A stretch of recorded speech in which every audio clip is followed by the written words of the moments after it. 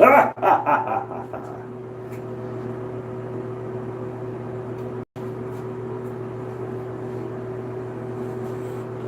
was a hard reset.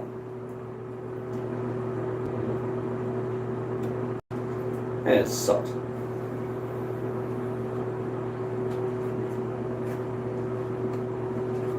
Yeah. Hey, everybody. I'm over here now. Yeah, now I'm over here. Boom. Ha ha. There. Shut a la ding dong. Yeah. Yeah. Tell everybody I'm over here. I know there's somebody. I broke it. I don't know what I said. I must have said the wrong thing. And I think it was Stuart. No, Eric. Eric was like, hey, ooh, you better be careful. And yeah, sure enough, bam. I get nailed. What the fuck? Anyway, smoke break as a hard reboot. You know. Yeah. I just went. Yeah, come on, get him. You know. Hey, yeah, that's a good thing. You know, the hands up thing. There, you know, hey, you know, hey, put your hands up. Oh, okay, bam. Oh, what happened? Bam. You know, that's nasty right here. Use that cutting edge right here. Boom, right there. You can grab, you can deflect. You know, and bam.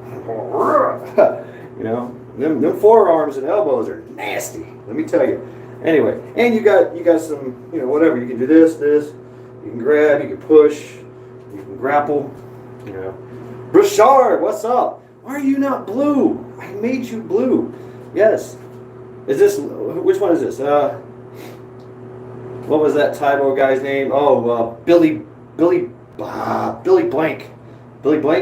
I think it was Billy Blank, yeah. He was a badass. He was a real badass. I seen him at a, I used to go to these martial arts conferences. And I actually went and seen what's that guy's Blade, the Blade guy. He's a worldwide Taekwondo guy, Billy Blanks. Yeah, but he was there with Maurice, the real tall. He looks like the tall guy, Fabio with the long hair. He's actually had a gym in Myrtle Beach, teaching Muay Thai and grappling. But yeah, Wesley Snipes, yeah. And he was doing some amazing shit. I mean, he was doing flips and fucking high kicks and yeah. I never went. I would have loved to check out Chuck Norris. Not Chuck Norris, but no, his name is Maurice something. He's always the B-rate bad guy. He looks like Fabio. He's got big long hair. You know, oh, when he dies, kind of like Lao Cheng. I think his name is Lao Cheng. He's the long-haired, bald-headed Chinese guy that with a big mustache. You've seen him. He's always the fall guy. He was there too. It was pretty badass. Got to see all the who's I don't know these guys' names. I used to, but there was one guy that he was always the bald-headed monk. You know, and he never fall. He would just go, Buddha bless you. But he had the mustache. No, the mustache started here and went down here, and he always had it. But he's all bald headed. He's old. Never seen Jean-Claude. Okay, Sheena. Jean-Claude Van Damme. You know, he was in a French gay porno. Yeah, not his best time. Jeff Imada. I don't know. It was in Memphis, Tennessee, but it had all the B-rate greats of the 80s and 90s. I made carnivore. What? Sheena? What? Ooh, what is a carnivore cheesecake? Ooh, tell me it has meat in it. Tell me there's bacon involved in a cheesecake. Oh my fucking God. I will lose my fucking mind right now. Actually, I lost it a long time ago and I gave it away. Yikes, Peter Poison. Yeah. But hey, Sheena, I mean, you know, he might, you know, go that way too. He is married to a very beautiful woman. Well, he was, or two or three, but yeah. What was they used to be the what guardsman's in there? What's up, guardsman? You're from Memphis. Right on. But you live in Ireland. Right on. Bacon cheesecake. That's what I'm saying, B Charming. Whoa, I'm getting chills just thinking about it. Oh man, bacon cheesecake. Yes. Chuck Zito beat Jean-Claude Van Damme to a pulp in scores at scores in New York. Yeah. Oh yeah, Steel Tree. Wow. Yeah, there was it was Jean-Claude Van Damme, uh, Sylvester Stallone, and what's that other guy's name? The big fat douchebag. I can't think. Yeah, Steven Seagal. They used to hang out together, and somebody else. And they were like they would go to all the clubs and parties and drink and talk shit and get in fights with nobodies. But sometimes there was a somebody that would Jason Stanton. Yeah, Jason Stanton's badass. Transporter. I mean, I was like, yeah. And I always been into the whole red pants society. If you know what that is, the red pants society, that's like, the kung fu making guys that get together and they work out the choreography and do all that. And I thought maybe I had some kind of future in that. The teacher, Greg Zib is his name. He's the Grand Sifu of Shaolin, authentic Shaolin Kung Fu in New York, based in New York. He I took kung fu from his Lao Shi, Sifu, which is now Sifu Fred Christie. He's from New York, and that's the whole thing. Uh, I'm more of a spaghetti western fan, but kung fu cheese is all right too. Yeah, I love it, man. But I was that kid that I was in front of the TV going kung fu theater, yeah, yeah. You know, so obviously, yeah, I grew up in the kung fu, doing all that, and yes, I was a little ninja. I had a ninja sword. I had tabby boots. I had throwing stars. I had a whole ninja suit. The top was basically it was a black T-shirt, long sleeve black T-shirt, and I had a T-shirt tied over my head. I was a ninja. Oh man, I lost all my throwing stars in the woods and all the throwing knives and the cheap fucking flea market ninja sword. I broke it, and I mean, oh man, yeah. The tabby boots. I quit wearing those because I I had a freaking glass bottle. I stepped on a glass bottle, went right through my foot, right through the boot, and right through my foot. And then another time, a car ran over a glass bottle, and the glass, boom, went right into my top of my foot. I mean, I was like, these things suck, but you could really, really climb well with them. I will have to say that you could climb a chain link fence because your toes would fit right into the chain link fence, and you could go right up. Climb poles with your toes and all that shit. But as far as like being protection for your feet, no, not none whatsoever. You might as well be wearing fucking flip flops out in the woods. And if you've ever done that, that kind of sucks. So yeah, the tabby boots, which are they're not really ninja boots. They're everybody wears them. Everybody fucking wears them. In Okinawa and all that, in China and Japan, everybody wears these split toe. They're more like socks, really. I learned the Josie Wells trick Clint Eastwood invented both right and left-handed. When I was in high school, I used to watch TV and practice with a revolver. Badass. Oh man. What's the other guy? How about Billy Jack? I'm gonna take this. I'm gonna take my right foot and put it on the left side of your face. Flip flops in the woods equals hutch. Yeah.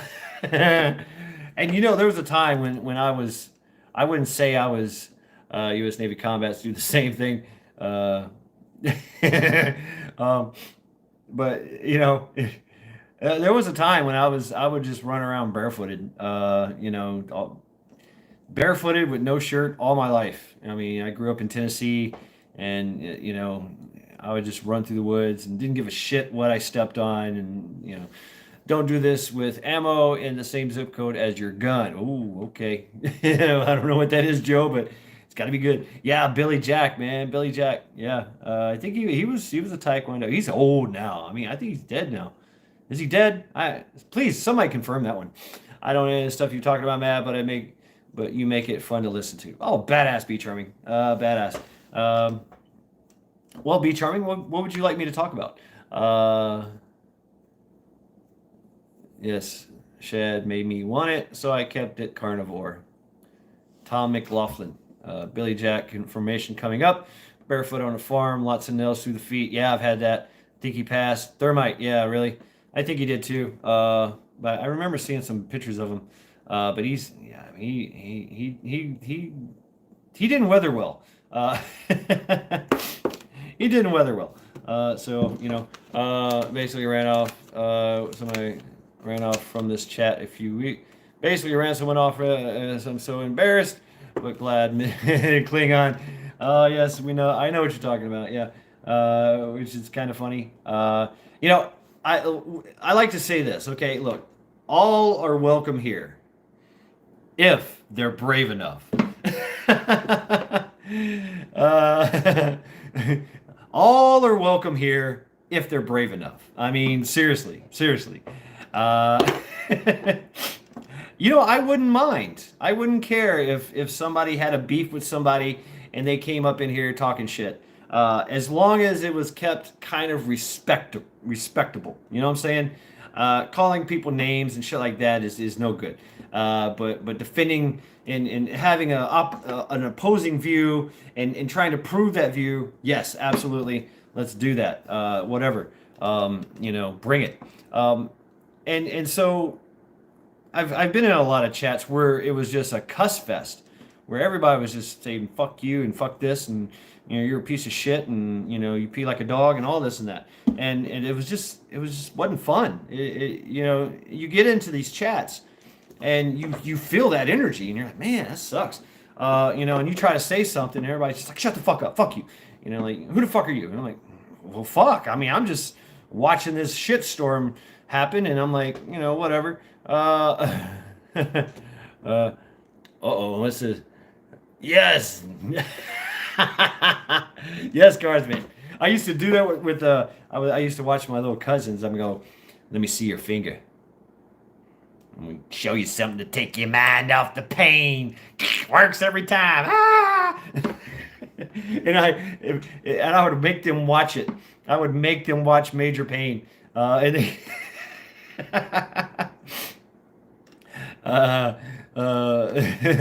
yeah, probably need to try harder myself.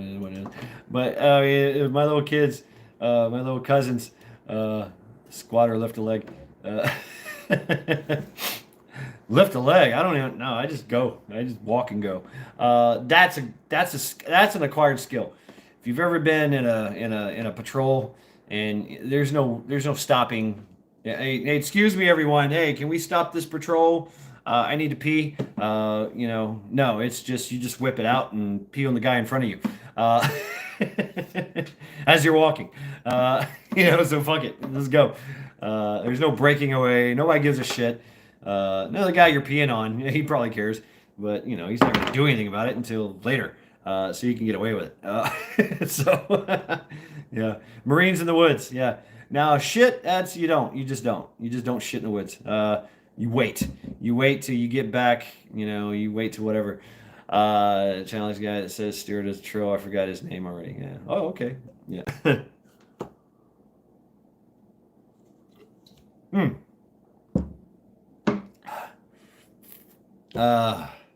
Right, Be Charming. No, Sheena, no, not here.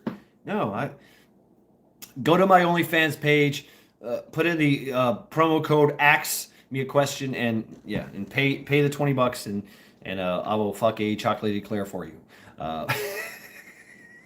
Pastrysex.com.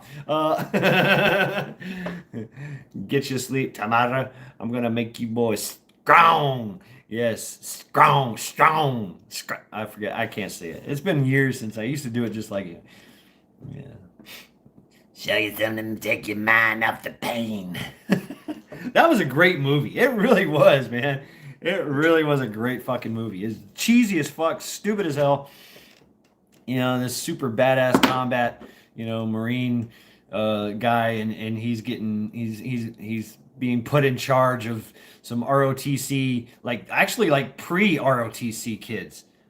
He's like, what? They got pass with everything, even a Death Claws for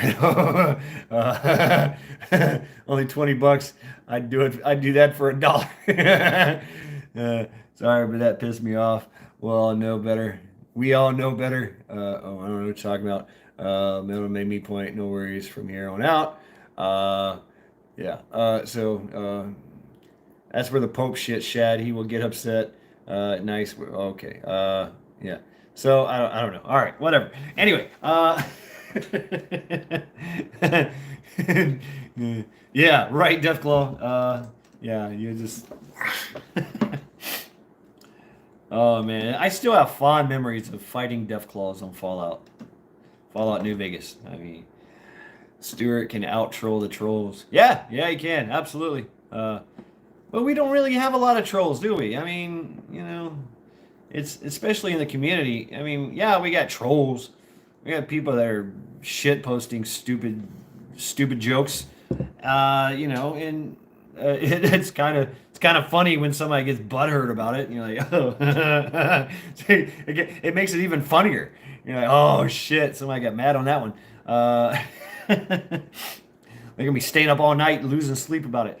But hey, some people are just sensitive, I guess. I have to be sensitive to your needs. Now I'm quoting Major Payne. I sport my own 100%. Yeah, so trolls are afraid to come in here. Yeah, because we're all carrying axes and shit. Stuart isn't a troll, and I told dude that, okay, fine, he will get to the bottom. It turns out Mr. Roboto is in fact a troll. He lied, so Stuart didn't do it. Okay, Metal agreed. Yes, so, we all have axes. I've given you all the 2A. Ted, yes. Thermite 911, yes. I love Ted Nugent. He would just, he's like, hey, I'm a freedom-loving American. If you get in my way, I'll stomp the living fucking shit out of you. I'm just like, yeah. And he doesn't do drugs. He doesn't drink. But he kills everything. In any fashion he can. He's been spear hunting, and I mean some of his hunting exploits have been amazing, absolutely amazing. Hey, yes, 1A2A, yeah. So the thing is, guys, everybody knows. Might be a bit too mad at times, or might not. Yeah, right, Stuart. You never know. I feel you. Yeah, 1A2A. So what happens here is they knock me down, they boot me, and I just right off the bat I just reconnect. Usually I go into chat and say, hey, I'm starting a new one, but now just expect it. Just expect me to go and start another one right off the bat. That's it. There's a process. Yeah, he does, Sheena. Yeah. Yes, we're all mad here. Yes. A cast iron painter wheel or a purse ninja old lady style. That's what's up, Klingon. And yes, we've seen that happen. A little old lady will whoop your ass with a fucking purse, with a BAP. I call it the BAP from Reggie Watts. That song, Big Ass Purse. Yeah, the big ass purse. There's a brick in there. There's a purse inside the purse, and pow. Oh man, they will whoop your ass. Don't mess with, and especially around. Around here, these little old ladies, they're carrying 44s. He does have an occasional beer with a Mexican food. Anthony Bourdain had lunch with him at a Mexican restaurant. Ted had a beer. Oh, cool. Okay. Man, I miss Anthony Bourdain. I mean, he was out there, but I liked the way his, unless you smoke first and give him a minute. Also throw week old cornbread. Oh, man. And you know what? Week old cornbread's not too bad. I mean, you put enough gravy on it, and it moistens it right up, and you can eat it. Slap some chow chow and some black eyed peas on there and some gravy. Yeah, you're good eating. Now I'm trying to, Sheena. Yeah. I mean, Anthony Bourdain, I just like the way his mind worked. Yeah, he had demons. You know, he had a lot of demons, and that's unfortunate. But the way he wrote and the way he commentated, it was just brilliant. It was I loved it, and I could kind of relate to that kind of process. It's free food. You're it this way, Klingon. Yeah, yeah. So yeah, food fight. I'll be up there going, ooh, cheesecake, Jello. Hey, fuck you. Throw your hamburger. Iggy Pop. Iggy Pop was crazy. I like Iggy Pop. I do. I mean, it's something about just his craziness. You know, he's all over the place, right? You know, that was his thing is he would sing and he would express himself through his body. Hey, what's up, kicking it with Harold? Welcome to Lackluster Fridays, man. Yeah, man. Right on. Thank you very much. Just hanging out, bullshitting, chilling. I'm engaging with chat and just talking about whatever fucking comes up. And we're talking about bacon cheesecake and Anthony Bourdain and kung fu movies and fucking all kinds of shit. Drama.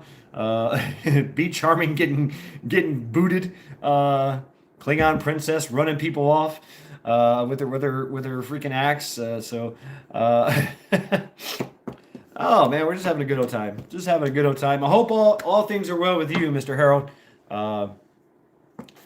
Could you win 12 midgets? No, you know what? No, I would not want to actually 1A2A. I would cover myself in baby oil and go after them. I dive right in. Midget fight. I think I've told this story before, but I was on a blind date with Bridget the midget. Yes, the baby oil. Well, make it cottage cheese. I don't know. Oh, really? Well, I know they deleted everything, and they were Be Charming, and they were threatening to kick you out. So I don't know. I don't know if they're still going. Yeah, right. What's up, Jeep?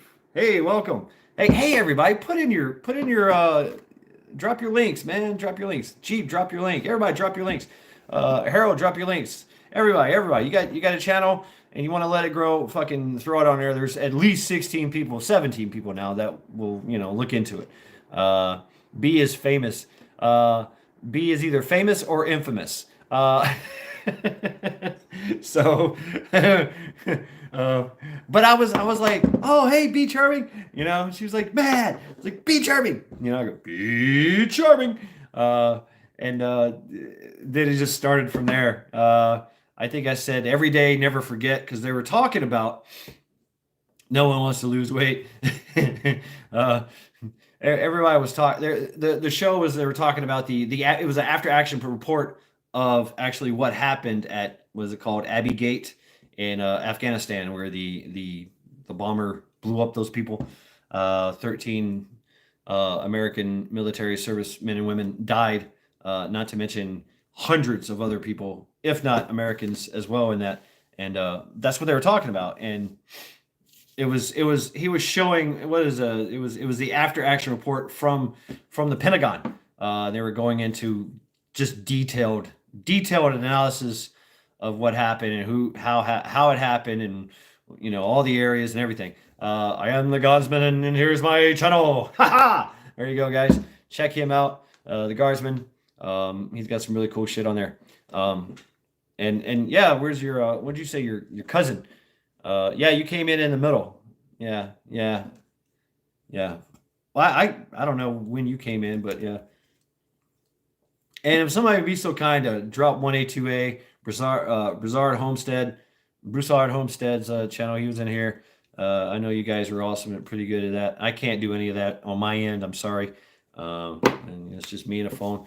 However, as I've been using hand weights and I'm seeing my definition showing through. Wow, Song of the South. That's what I'm talking. Yeah, that's your cousin, right?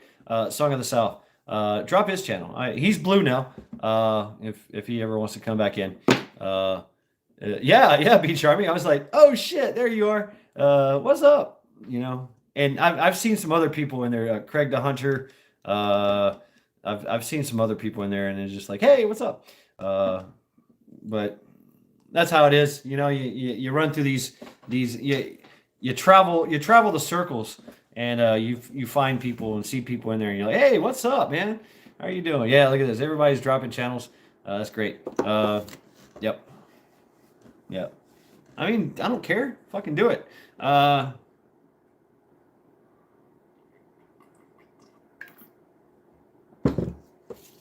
what it's all about. That's what it's all about. If we really want to grow and connect, like everybody's talking about doing. Here's my cousin, song of the South, song in the South, sweet potato pie, and I shut my mouth. Gone the wind, ain't nobody ever coming back again. What? When I tell you, you know how I feel, but I do understand. Y'all just fucked up. Yeah. uh, Sweet potato pie, Klingon princess. Sweet potato pie. Woo! I want pie now. I want some bacon cheesecake. I'm telling you. Sheena, you need to get on that. I'm telling you, that would be beautiful content. Fucking beautiful content. Yeah, it's a shim. I made a shim for my car window. Anyway, yeah, I'm ghetto over here. But yeah, Sheena, bacon cheesecake. I'm telling you. Tell us about your cheesecake. You said you made a carnivore cheesecake. Please expound. I am absolutely interested. Me being a carnivorous bastard over here. So yeah, definitely let me know. Let us know. Drop a link. Drop a link to the channel. To the vid. Yeah, isn't that fun? You go into a live stream and you're like, people are dropping stuff. Y'all know Shorty, she's the cheesecake queen, and they are definitely not keto though. Oh, Shorty, cheesecake queen. I love her already. I like cheesecake. But I mean, cheese is keto, right? I don't know. I mean, it's a animal byproduct, milk. I don't know. So you're gonna go the big burger over the plant burger. Oh yeah, yeah, yeah. You know what, Sheena, I'm telling you, yeah. I'll share it. I'll fucking share it, and I will get to work on it, dude. Oh my god, how about that? The cheesecake carnivore challenge. There you go. Meatitarian, yeah. Just sub Sheena. I'm not sorry. Caveman, eat 'em meat. Yes. No to the bug burgers. No, thank you. No. I did pest control. I did pest control for 12 years. I'm not eating a bug burger. Plant burgers make me hug what you eat, I guess. Yeah. Yeah. Tree huggers. But I used to do like to figure out how to make bacon cheesecake, right? Yeah, yeah. I'm doing it. I did a cheesecake one time. You make Sheena, can you make a cheesecake with a layer of sweet potato that would be yummy? Probably not keto though. I don't know. I don't know. It'd still be fucking badass. Uh, but I had this. I mean, cheesecake is relatively easy to make. You need, yes, 1A, 2A. Absolutely. I fucking totally agree. And I've eaten most of it or drank most of it. Caramelized bacon pecan on top. Ooh, shit. I can't make cheesecake, but I can make candied bacon. Ooh. My favorite bacon, Deathclaw Jedi, comes from the Amish, and it's maple peppered bacon. Oh, yeah. I mean, it's amazing. I mean, it sticks to the pan when you're cooking it. You can smell the maple syrup in it. Oh my god. Oh, and it caramelizes with the maple. It's amazing. I can't give it to charity obviously because it's got the pepper in it. But it's so good. When all this snow goes away, I make my way to the ashery, to Amish country and just buy every goddamn thing. uh, yeah, it's a chill vibe. It's a crazy, mad chill vibe. 1A2A. Honey and brown sugar bacon. Oh yeah, that sounds good. Yeah, I mean now we're talking about food. What the fuck? Yeah. So, don't like bacon? We can't be friends anymore. That's right. That's right, Jeep.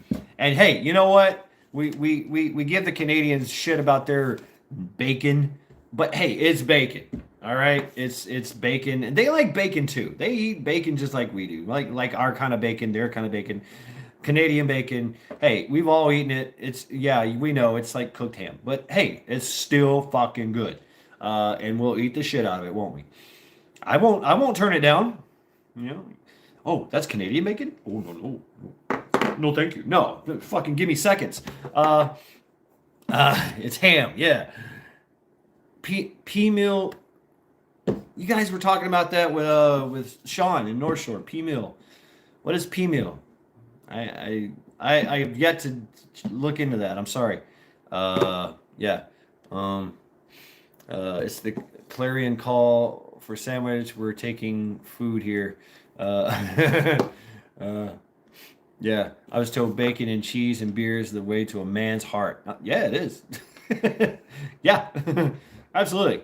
Yeah, yeah. You want to negotiate or get a man to do something? Bring those things. And while he's eating it, it's like, hey, could you dig that trench from here to the road? Yeah. Got more? Yeah. Give me shovel. That's it. Done. Hey, you, what's up? Hey, all right. I just had a New York strip grilled. Oh my God. Oh, Sheena.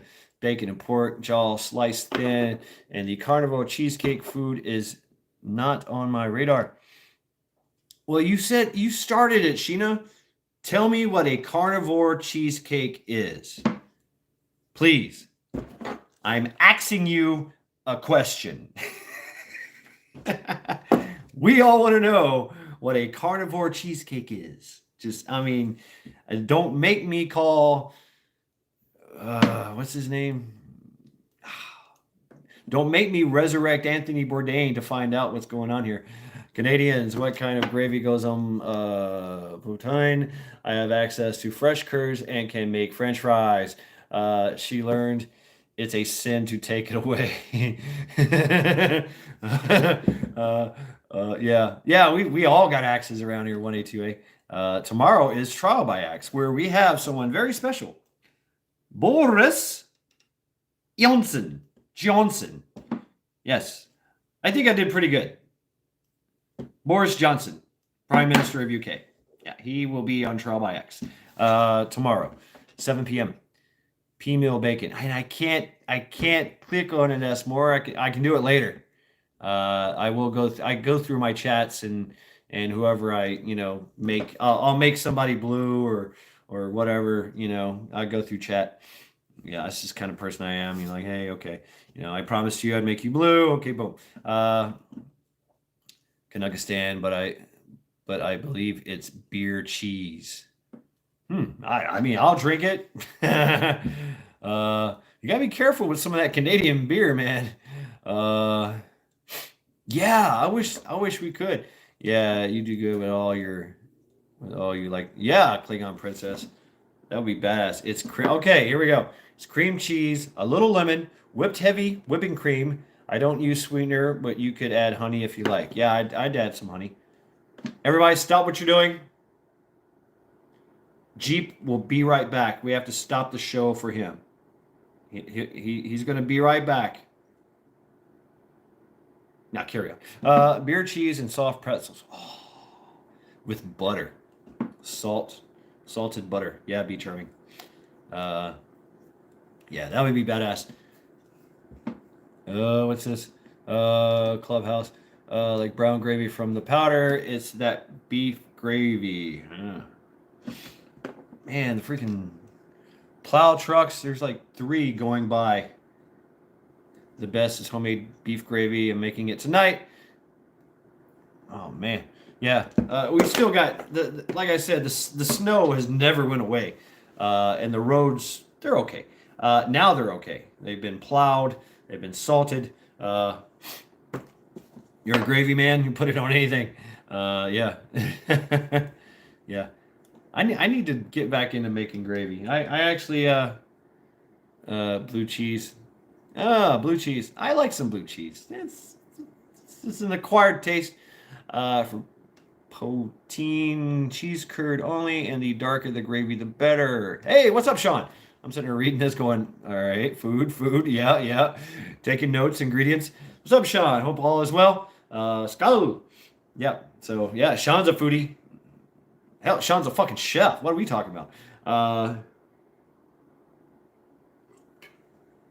Sean, bacon, cheesecake. Yeah. North. Bacon cheesecake. Bacon cheesecake. Skalu. Yeah. Bacon cheesecake. That's what I want in my life. Bacon cheesecake. Fuck yeah.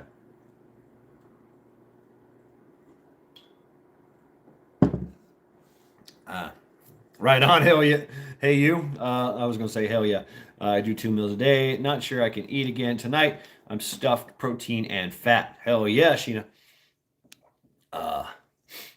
Yep, I made glazed bacon yesterday. Ooh, man. So I know that I have ground beef. I could see a caramel swirl cheesecake with bacon on it. Okay. I want to incorporate the bacon in it. I really do. Uh,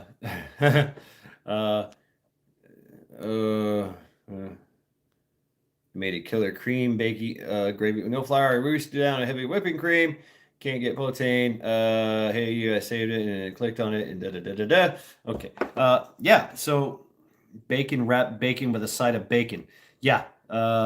Bacon stuffed bacon, wrapped bacon, with bacon gravy, with beer, cheese, bacon bits, and fries. Okay. Sounds fucking amazing. Yeah. Oh. Ooh, Stewart. Fuck yeah. Yeah, like a crushed bacon crust. Oh, man. Yeah. Holy fuck. See, look at us. We're trying to build this fucking bacon cheesecake. Oh man. What's the crazy chef's name? Fuck. The Irish guy. Fuck you, you fucking shit, fuck that guy. That. Damn it, what's his name? Anyway, yeah. The chef, the pissed off chef. Anyway, yeah, I can't think. Gordon Ramsay. Yeah, I can't think of his name. Thank you, 1828. Gordon Ramsay. I would like to see him make a bacon cheesecake. Yes, we are creating a Dagwood-sized cheesecake. Yeah. All right. Care packages being sent. Hey, you. Hey, everybody. Once again, drop your links. Drop your links. Nobody. I know we all forget, right? Drop your links. Man, but I'm just thinking now. Stuart, that's badass. You take a cheesecake crust bacon. The crust would be made out of bacon, like crumbled up bacon. How would you keep it together? Yeah, Loretta. She said she's doing okay. She's doing well. I hope everything's good. Folks, I've been doing that fucking that shot link. Look, okay, Eric. Yeah, smart ass. He's dropping links. Now he's just dropping a link. Link. You got to link the links. I'm telling you. Links. Well, insert link here. Yeah. Okay. You guys do what you want anyway. So, man, okay. So how would you hold the bacon crust together to make it like a crust for the cheesecake? Come on, stay on task here, people. Man, any thoughts, ideas? Would you crumble it up? like a graham crap maple. No shit. Use strips faced like a pie of crust, crumbles for the top, maybe a two layer with bacon in the middle. Okay. Lay strips in a weave pattern. I've seen that. Bake it for a while. Make maple syrup glaze. Fucking badass, man. Oh, I want this so bad. You have no fucking idea. Oh, bacon everything. I mean, put bacon in everything. Bacon grease. If it calls for butter, use bacon grease. I've done a nut crust. I think I could do bacon. There you go. Epic mealtime incoming. Yes, I'm telling you. Bacon cheesecake. I mean, cheesecake is cheesecake. It's kind of, but rotato. Yes. Yes. Oh man, like a flam, right? Like you put that. No, I don't. Yeah. Maple bacon cheesecake with bourbon. Holy fucking dog shit. God damn it. What the hell? What have we made? Here at Lackluster Fridays, part 2, we have just made bacon bourbon cheesecake. Damn. That's what I'm talking about. And Sheila started it all. Well, she gave me she said carnivore cheesecake. And I just automatically thought bacon. Yeah. Bacon bourbon cheesecake. Oh my God.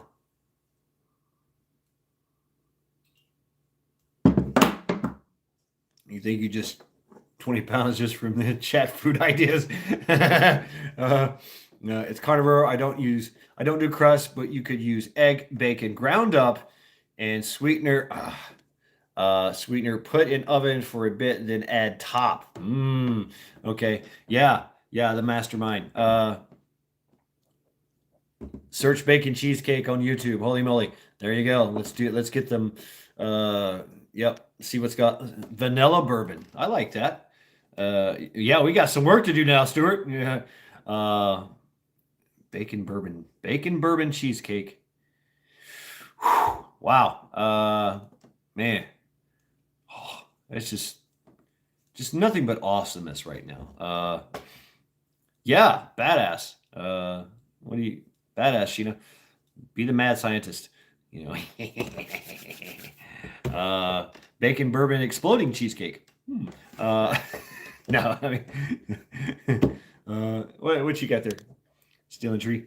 Oh, something YouTube. Don't tell me it's a bacon cheesecake. Oh man, I can't click on it. I can't. Yeah. I can't click on it. But you guys can tell me what it is, maybe. It says I got one person in chat. Oh, it just went to 14. Ooh, maybe I'm seeing a glitch in the system. Eric's metal stream needs you. It's the awesome links with the awesome links. There you go.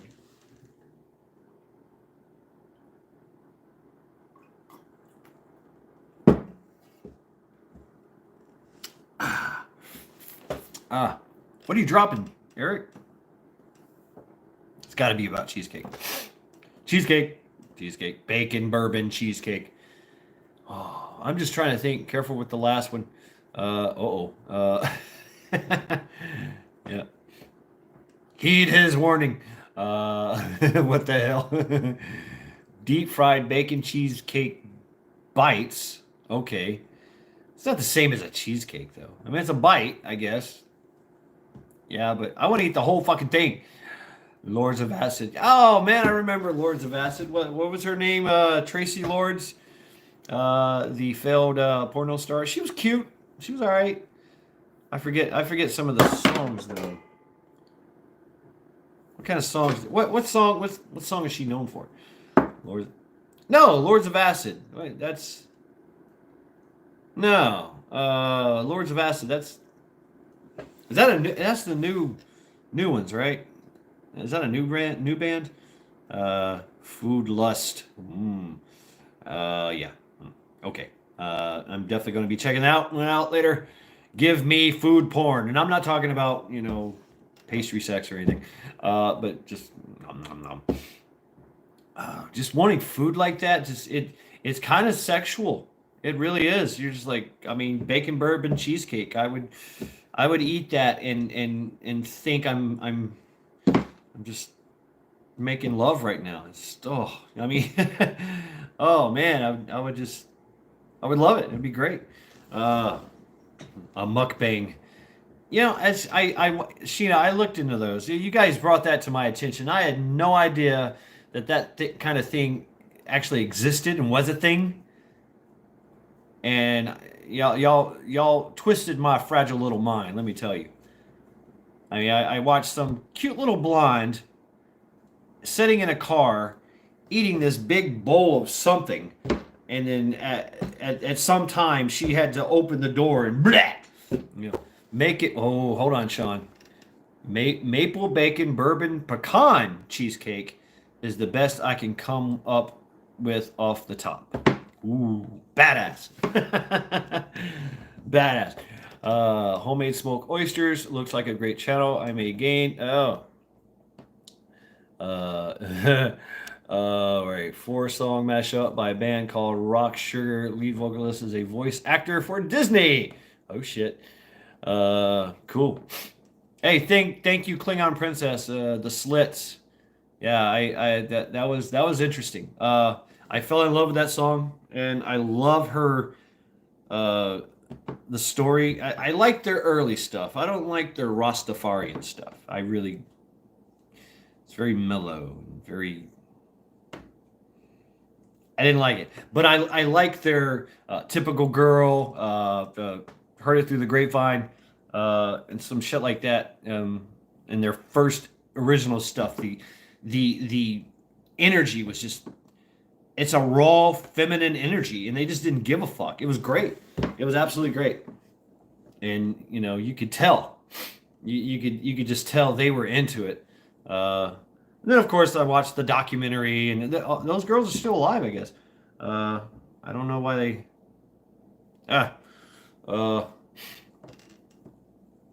but I get it. The whole Rastafarian thing. I remember when that came about, and I was kind of uneasy about that whole thing. I like this. I did like the ska, the ska movement into punk and all that, and it was kind of like a groove thing.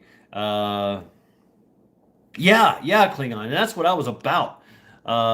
Hey, what's up, Ark Rod? All right, welcome to Lackluster Fridays, man. We're talking about bacon bourbon cheesecake, and now we're talking about punk rock bands. So feel free to join into the chat, and yeah, yeah, Klingon Princess. I mean, that's what I loved. I loved like just out of off the wall bands, that got no love, that nobody heard about, and yes, I do too, Sheena. I do too, and I used to go on the rocks and eat them right there in Merle's Inlet, the Merle's Inlet, the inlet of the Merle. You climb out on the rocks and you shuck away, just swoop, salty and good. And we got to the point where I had a little thing. I took an old leather pouch, workman's pouch, carpenter's pouch, and I put hot sauce, croutons, and bourbon in it, and that's what we would do. And just right there on the rocks. It was badass memories. The best oysters in the world are in Merle's Inlet on the rocks out in the ocean. It's just absolutely amazing. And they had rock crabs. You could grab one of their claws. Doesn't kill them. You just grab the claw. The fishing was amazing. And I remember meeting an old man out there. We would walk out there. You have to time it with the tides, right? Or you'd be swimming back. And they went out for far away there. And coming back, we seen this guy, and it's very treacherous. The rocks are slippery. Shit is just growing on it, and these oysters are jagged. Jagged. I mean, you slip and fall, you're going to the hospital, and you're about a mile away from the nearest road. You have to walk out there. Buttered crawdads. And so there's been some cuts and bruises that happen, and we've had to swim back a few times. You just get out of time. But I met this guy. old guy. He was in his 60s, and he came out there and he was running on the rocks. I mean, we had to go like, step by step and take your time and get out on these rocks. This motherfucker's just running, like tiptoeing through the fucking rocks, picking up shit, looking at it, throwing it in, and we're like, what the fuck? And he talked to us and he said, it was the most interesting conversation I ever had out there. And he said, yeah, when I was 9 years old, me and a couple friends ran away from home and lived here on the rocks of Merle's Inlet because there's dunes everywhere. It's very wild. It's a very wild kind of place, and you've got all the inlet and all the marsh, all of that's associated with that. He said, we lived here, built a tent set up a tent in the dunes, in between the dunes so nobody could see us, and we lived here for like almost a year. He said, and I learned everything about this place. He said, now what I do is I go around the world and I teach everybody how to fish. Like all the big fishing. He's like, I even teach China how to fish. And he taught us some shit, man. He grabbed a sea urchin, little sea urchin. You see him all the time. And he said, and he told me all about it. He's like, you gotta take it, cut a square, a cross in the underneath of it, open it up, and you got to do it at a certain time. And you take the eggs out and eat the eggs, sea urchin eggs, and they were really good. And he taught me about the claw, the rock claw, that which you have to be careful of, because there's been stories of people their foot or their hand gets stuck in a hole in the rocks, and there's a rock crab that just sits there, and he's got a really big claw, and he doesn't let go. And high tide comes in and they drown. And he said, yeah, what you have to do is you got to get behind that thing and pop it. Like it turns like this. He's like, you gotta pop it this way or this way. And it pops right off. And you've got a badass fucking crab claw. And this thing, and they can get big. They can get really big. But yeah, they grab and don't let go. That's how and then they slowly crush and nibble. That's how they eat. So learning so much shit out there, man.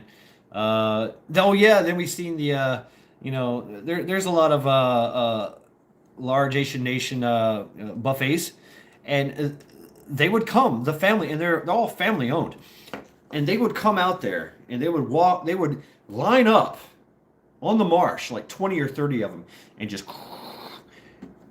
this family of Asians. I mean, it's very stereotypical, but it happened.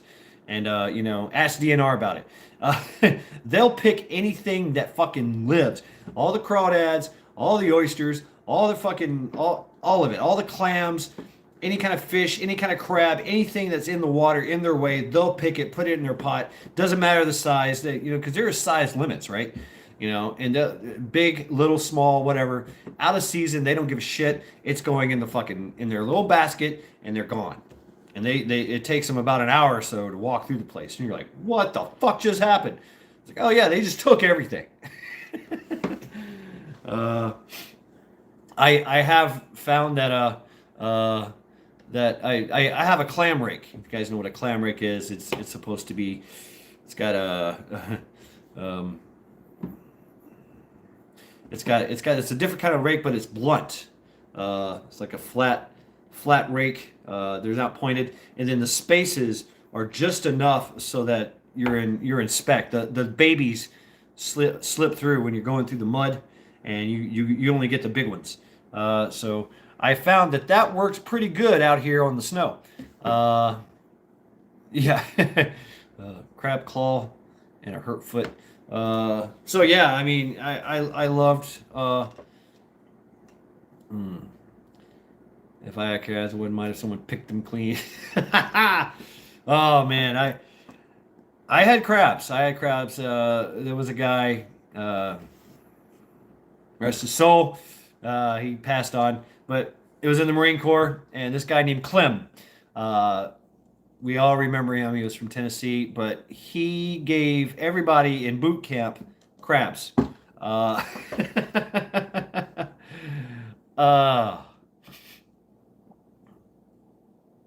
Okay, Joe. Yeah. Loretta. Everybody give a little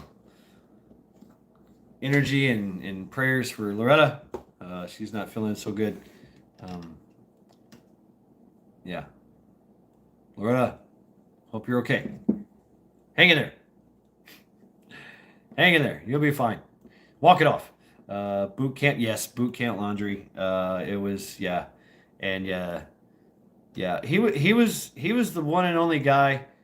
We were going to give him uh, uh, a blanket party, and he actually thwarted our blanket. He was a big boy. He was a big country kind of guy from Tennessee, but he was very nice and very soft spoken.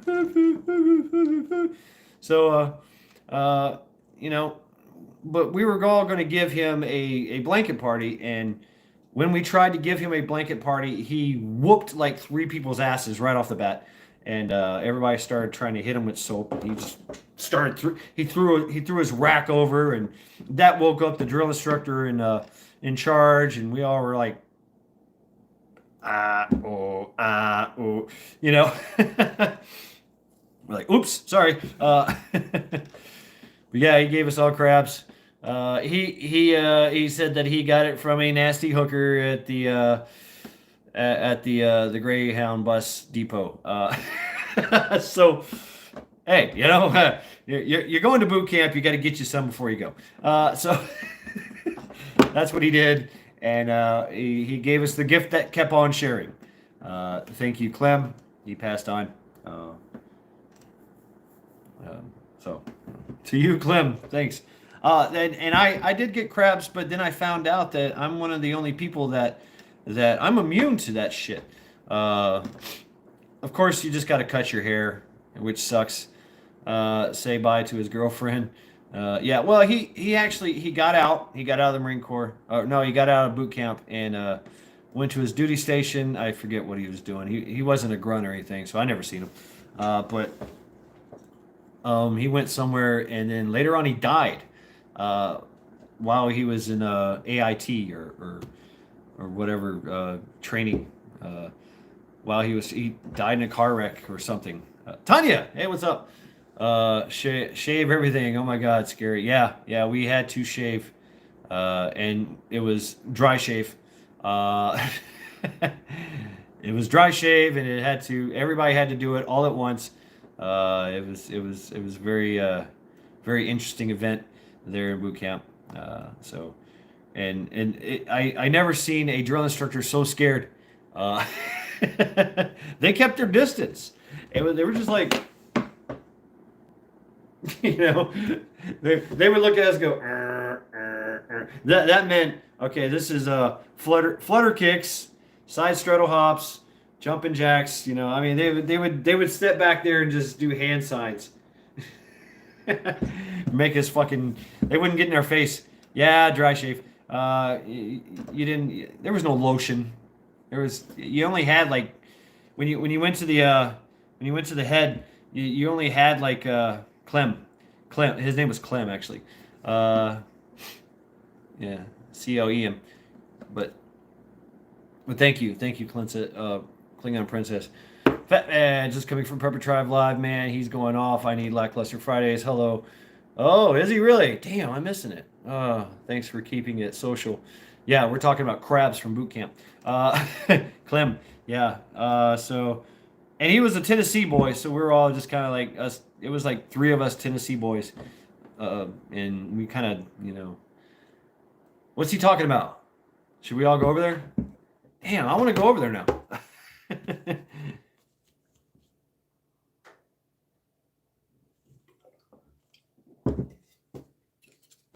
Is he into the prepper drama? You knew women with crabs. Yeah, fat man prepper. Yeah, so did Clem. At the Greyhound bus depot, and he gave it all to us. So, yeah. Don't talk about anything itchy. I will freak out. Ice, fleas, bugs. Oh my God. Sorry. Yes, more. Yeah, he called out Ark. Oh, really? Let's go for a bit. You don't seem as wiped out tonight. Just come back for okay. Jarvis talking about some drama. I'm staying out of it. Oh, okay. Yeah. So I mean, I'm pretty sure we'll find out about it later. But for now, yeah, let's carry on, do what we got to do. At least we're doing our thing, and they're doing theirs. So I mean, whatever. Right on. Yeah. Yeah. So yeah. There was another guy. I never forget in boot camp, which we did successfully give him a blanket party, and his name was Norris. Uh, he's here. Ark Wildman's here. What's up, Ark Wildman? Uh, well, he was here. Yep. Fired up Fridays. Still flight. Oh, really? Really, Guardsman? Okay, so what you got to do, man, if you got carpet, if you got upholstery, remember pest control, 12 years, is if you want to do it without doing all the chemicals, is vacuum, vacuum, vacuum. Yeah, vacuum, vacuum, vacuum. It's you got to get rid of the eggs, the fleas, the fucking fleas, man. They here we go. I'm going to talk about fleas. You cannot kill the eggs. Diatomaceous earth. Okay, that will kill the fleas that are alive.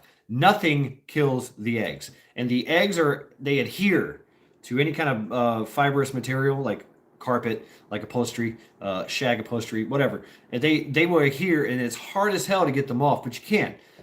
You gotta use some kind of thing to break that hold, and then you suck up the eggs in whatever you're in, vacuum. HEPA filter vacuum, and you throw away the bag. That's the key. Is you don't just suck it up in your vacuum cleaner and set it in the corner and wait. No, they're gonna hatch in the vacuum. So you got to get rid of what you just sucked up, and you got to do it like 2-3 days, 2-3 times a day for like 6 months. Yeah, it sucks. The gestation period, flamethrower. I like that idea. But salt and baking soda, vacuum for fleas and carpet. Yeah. Oh, Spirit Walker, 10 Eagle. Oh, what's up? 108. Okay. Yeah, but I mean, you can kill the fleas, but it's the eggs. They hatch every 6 months, and you got to know the cycle. There could be like three or four batches that are hatching every week. Oh,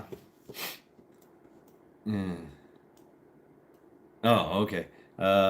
Right on. We'll find out about it later, I'm sure. But that's the key to fleas. Now, for centuries, chemical called linalool. Yes, linalool. Oh, Fat Man. Boris Johnson, Prime Minister speaking. Yeah, that guy. Yeah, he's on the chopping block for tomorrow. Yeah. I know you want a piece of that cod piece. Or maybe we'll call it eel, since it's the UK. They love their eel over there. Yeah, linalool, IGRs are also internal growth regulators are pretty Gentrol IGR. That works pretty good. If you can catch, and you have to spray it, everything. If you've got pets, don't use any of these chemicals. Just don't do it. Don't do it. Don't do it. Diatomaceous earth. There is some lion bacon grease. Was how you made linalool. Really, Guardsman. Wow, I never knew that. We use salt week after week for flea larvae and Southern California days before advantage. Wow, no shit, Klingon. See, that's pretty neat. Now they use imidacloprid in the advantage. Imidacloprid and what's the other chemical? Fuck. But yeah, it will make your dog a little woozy. Linalool, yeah, linalool. Lion bacon grease, huh? See, bacon. It all comes back to bacon. Put a light over a white bowl of water, and they will all jump in and keep doing it until the eggs hatch, and they need moisture, so they all drown. Don't kick the bowl at night. That's how the bowl costs nothing. Yeah. Wow, Sheena, I've never heard that before. That's pretty neat. That was one of my tests. Is I would take a white sheet of paper and throw it on the carpet, and within like seconds you'd see a flea just pop pop pop pop pop pop. They love white things, and since I'm kind of after a while I would just lift up my pants leg and walk in the place and show my white socks. By the way, haha, my butt head step they sprayed chlorodyne on their house while we were in it to combat the fleas. Damn, Klingon. Holy shit. That stuff never goes away. Chlorodyne. Yeah, chlorodyne. That's that old. That's the DDT. So yeah, DDT stuff, right? Yeah, that stuff. You got some of that? Yeah, it kills everything. Don't use chemicals anyway. Yeah, stepdad. Yeah, I had a bottle of it, and just uh, works great. It kills everything, but it don't break down. It's still here after 30, 40, 50 years, 60 years. I don't know how long. Modern pest control is only came about like the 1930s. What's up, ghetto? Hey, welcome to Lackluster Friday, man. We're talking about bacon bourbon cheesecake, and now we're talking about fleas. Uh, how to combat fleas, which is really good. Diazinon kills fleas, eggs. My dad taught me that. Yep, diazinon. Yeah, that was the cocktail. It was I forget the product name. Gintrol. Diazinon was in one of the active ingredient, and the other one was linalool. Diazonine, linalool, and the Gintrol internal growth regulator, Ancient Orange. Yes, but you mix that 3 parts, and that's what we would spray the carpet, a broadcast spray, and that was our flea treatment. 3, and 1, I think it was 3 ounces, 3 ounces, 1 ounces. Yeah, I still remember this shit. Diatomaceous earth smothers the fleas, safe to put on your carpets. Ghetto diatomaceous earth also, well, it smothers them, and it's a very fine silica cutting, so it actually gets inside their exoskeleton and starts to cut things, and because it's a razor sharp. They're diatoms.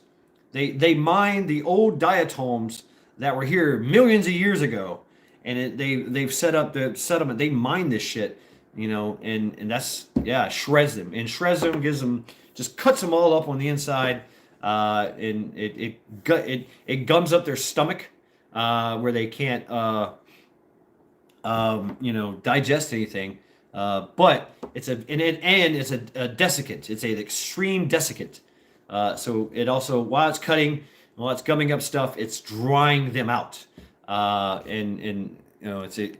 that's the thing, is it's a desiccant, so it's very susceptible to moisture content in the air. So it goes away quickly. But you got to use food grade diatomaceous earth if you're going to use it in your house with pets and yourself. You can actually buy food grade diatomaceous earth to eat as a treatment. I had a friend who stayed in a hotel, and when she came to visit, she brought me the gift of bad bugs. So Cemix larticularius, I know them well. In her computer bag, they had hundreds of bytes. I got 6 bytes and spent $2,000, 2 years of bug PTSD. Damn, Klingon princess. We revolutionized the treatment. Had to batter chicken. I'm back in. Who called me out? Fat man prepper. Oh, I don't know. I heard stories of bed bug nightmares. I only had fleas here in summer. Yeah, no roaches, nothing but fleas. Yeah, I was in Marine Corps. Yeah, it was war. Myrtle Beach was the war zone for bed bugs, because of the transient population, and nobody can really the call it the bug scientist guys couldn't really decide if it came from the Muslim or the Mexicans, but it could have been both. But it descended upon Myrtle Beach and all places, and Myrtle Beach especially. And so we were called out. We were on the front lines, and we did it old school. We did it with chemicals, 5 different chemicals plus gas mask. We dismantled everything, threw away shit, everything, and then we got into treating the mattresses, putting the mattress covers on, and then it evolved to doing the heat treatments, tinting, you build a little you build a little tent inside the unit, and you put all this stuff in there, and you got to get everything to an eternal core temperature of 120 uh, yeah, for as long as I don't know, 2 hours, but it takes like hours to do that. And so a lot of people, a lot of those hotels would just gut the place. They found out if they just gutted everything and painted and replaced the carpet, that seemed to help. Uh, but what really helped is if they would gut the unit, take out everything, and then have us come in and spray and dust and gas. Then that would just eradicate. But what happened was is that we used the tic tac toe method. The bed bugs we used the tic tac toe method, and they would go up or sideways and go to the next unit. So there you go. Or even worse is that the mattresses that we told them to wrap in plastic and duct tape and throw away, somebody would come along and grab those fucking mattresses and bring them to their hotel or their house, and then they'd be giving us a call. Uh,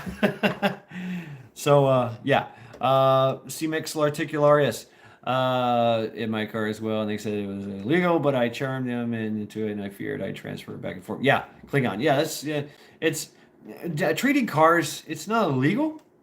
It's not. They just don't want to do it because it's a different kind of animal to treat. But it can be done. It can be done. Folks use albatross vitriol for an anti-parasitic in the 1800s. Wow.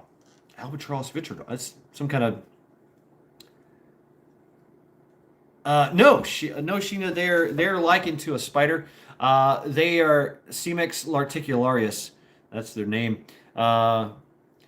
They can literally they came from caveman days when they lived in it.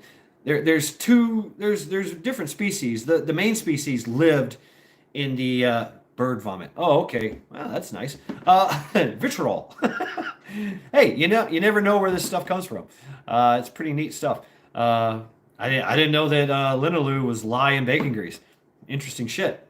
But what was I saying? Yeah, C-Mix larticularius. They came from the woods into the caves during the caveman days and started sucking the blood of men and women and children, and loved it so much that they moved in, and they've been a part of our life ever since. So they not really known to spread diseases or anything.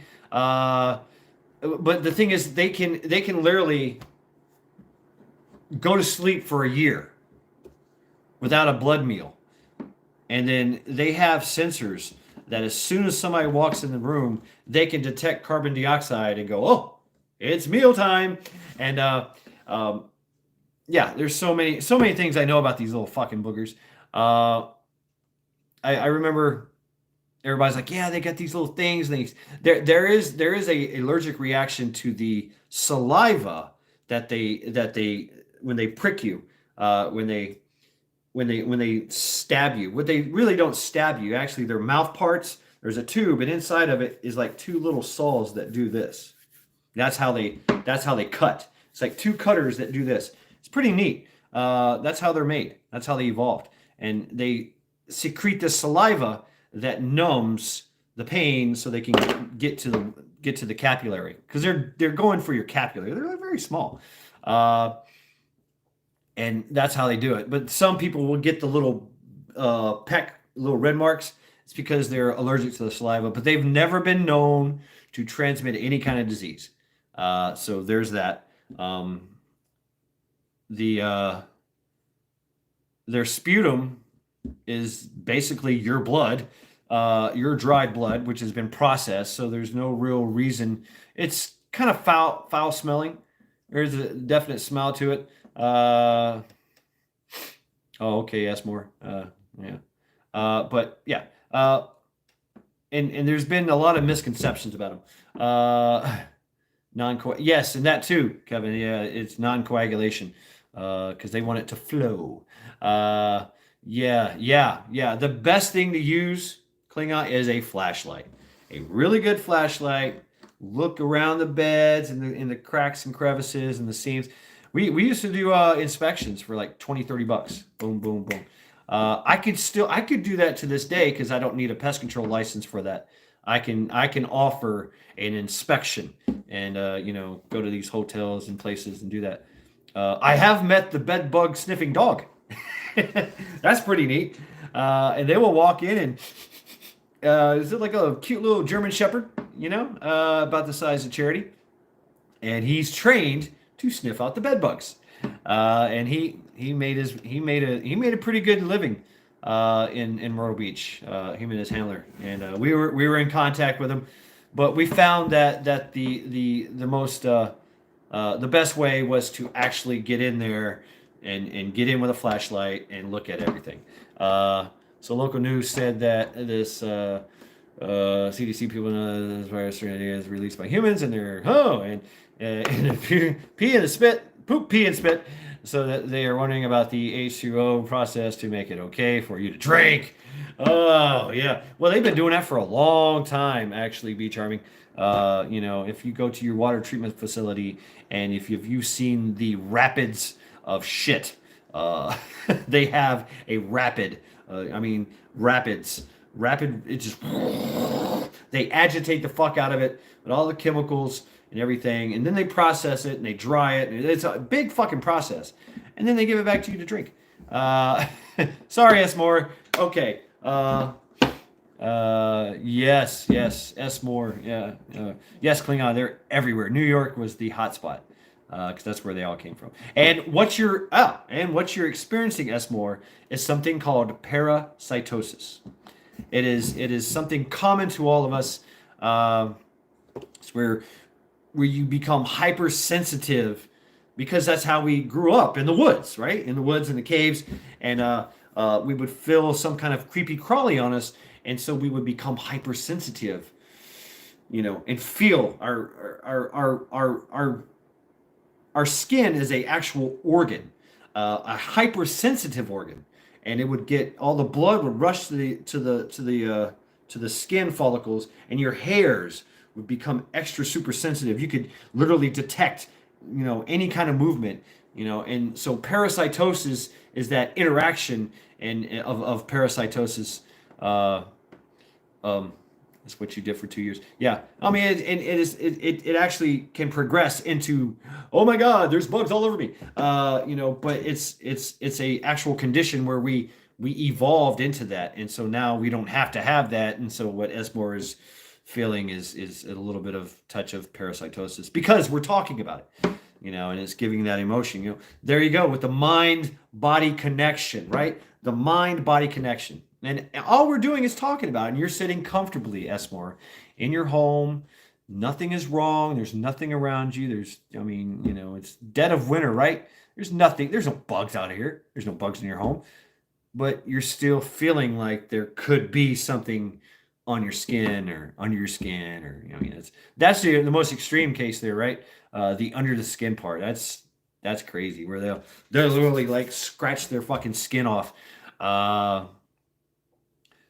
Maggie, Northern Exposure, had that one episode, saw bugs everywhere. I remember that, Klingon Princess. I really do. Yeah, because I had a thing for Maggie.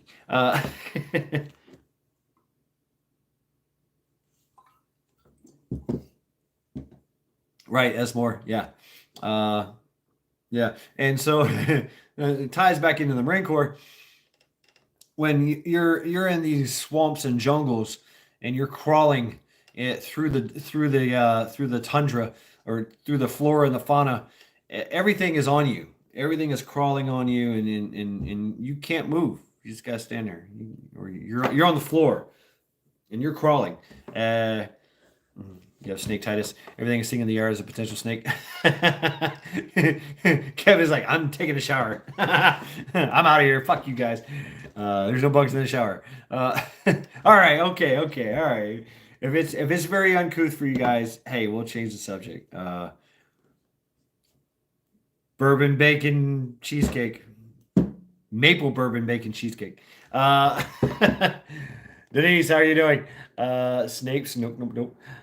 My hair is 3 feet long, and I had lice twice as a kid. I was so paranoid getting in the back to the movie theater. Damn. Bacon, bacon, bacon. That's where I found out in elementary school that I am immune. I'm one of those people that are immune to those things. Uh, Bacon, bourbon. What? Hold on. Bacon maple bourbon cheesecake. Yeah, maple bacon maple bacon bourbon cheesecake. Yeah, with a bacon crust. Oh, a maple bacon crust. Oh yeah, pecans. We're adding pecans. Okay. I yeah, pecans. Pecans. I did. I did ask more. Now you say it. Maple bacon burger. I just tried. I can't do it. Maple bacon bourbon cheesecake. Maple bacon bourbon cheesecake. That's one of those. Oh man, that's one of those voice coach things. Like 11 benevolent elephants. Uh, tongue twister. Oh, it's more than a tongue twister. It gets you down here. Maple bacon bourbon cheesecake. City kids should be immune to everything in the country. You never heard of this stuff growing up. Yeah, right. Mine never matter. If you don't mind, it doesn't matter. Out of sight, out of mind, right? Mm. Make maple bacon. Oh my god, bourbon cheesecake with crushed pecans, candied pecans. Oh, yeah, there we go. A candied pecan and bacon crust. Want to do a love rate? Well, yeah, do it. If you guys want to do a love rate, do a love rate. Me personally, I cannot. I have to stay on this. You have a lisp. Hate those damn speech therapy phrases. Rubber baby bumpy bumpers. 11 benevolent elephants. That's a good one. I thought I could get into voice acting and voice and stuff. Yeah, Sean, I think you're onto something there. Yeah, pecan, crushed pecans, and Sally sells she sells. Sally sells seashells by the seashore. Oh man, yeah, I think you're onto something. She sells tea cells by the seashore.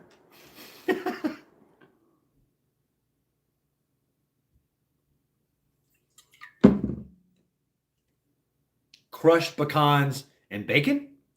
Oh, Northern Girl hobbies, breaking fucking news. How deep does the rabbit hole go? What'd she say? Uh-oh. Uh-oh. Let's go. You know who you are. War Child Warrior. Catching up on some shit. Oh, seems like there's some craziness going on around here. Do I need this?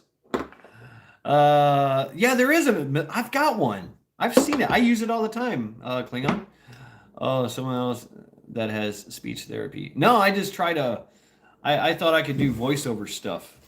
You know, I thought about it. I'm still thinking about it. I don't know. But you got to go to school for that shit. And that's what you do, is you spend all your time going, rubber baby bumpy bumpers, 11 benevolence, you know. So I hear there's drama going on, so I'm going to go ahead and arm up. Yeah, so, okay. Yeah, it's Peter Piper picked a peck of peppers. I think that's how it goes. Yes, yeah, there it is. Denise got it right there. Yeah, so I hear there's drama afoot, so I'm gonna go ahead and arm up here. You know, I'm gonna keep my my axe in my weak hand, and I'm gonna keep my fast sword in my dominant hand, so I can, you know, first strike option, and then boom, you know, boom, boom, boom, boom, boom. So, you know, I can guard, and, you know, I can do some guard stuff, you know, guard, deflect, do a bind and stuff, and get in there. And then when I have the opportunity from the Wrath guard, is just bam. So, yeah, so GoFundMe steals $9 million from Freedom Convoy. Mr. Obvious. Damn! What? Holy shit. That's some shit. That's more drama than I can think of. That pisses me off. Oh, yeah. So I don't know. I just want to fucking play with this thing. Wow, wow, wow, wow. I found it. Yay! There you go, Klingon. Yeah. Fuck you, fuck you, fuck you, fuck you, fuck you, fuck you. What was that song? Fuck you very, very much. Denise, what the fuck? Yeah, I know. You just walked into it. Hey, welcome. Welcome to Lackluster Fridays, where we're talking about fuck yous and bacon, bourbon, pecan cheesecake. We've made a new cheesecake. Bacon, maple bacon, bourbon, pecan cheesecake. Yes. Oh, did it start with Hutch? I was at work while he was live. Oh shit. What did Hutch do? You know, Hutch has the same disease I do. Is that he can just piss everybody off with just a word. Oh man, yeah. I'm all for some fuck yous. I have a list of them. Yeah, Joe. Yeah. So, well, you know me. I got my own little setup here. Oh, that looks pretty cool, huh? Yeah. Also talked about shad crabs. Yes, yes, places. Yeah.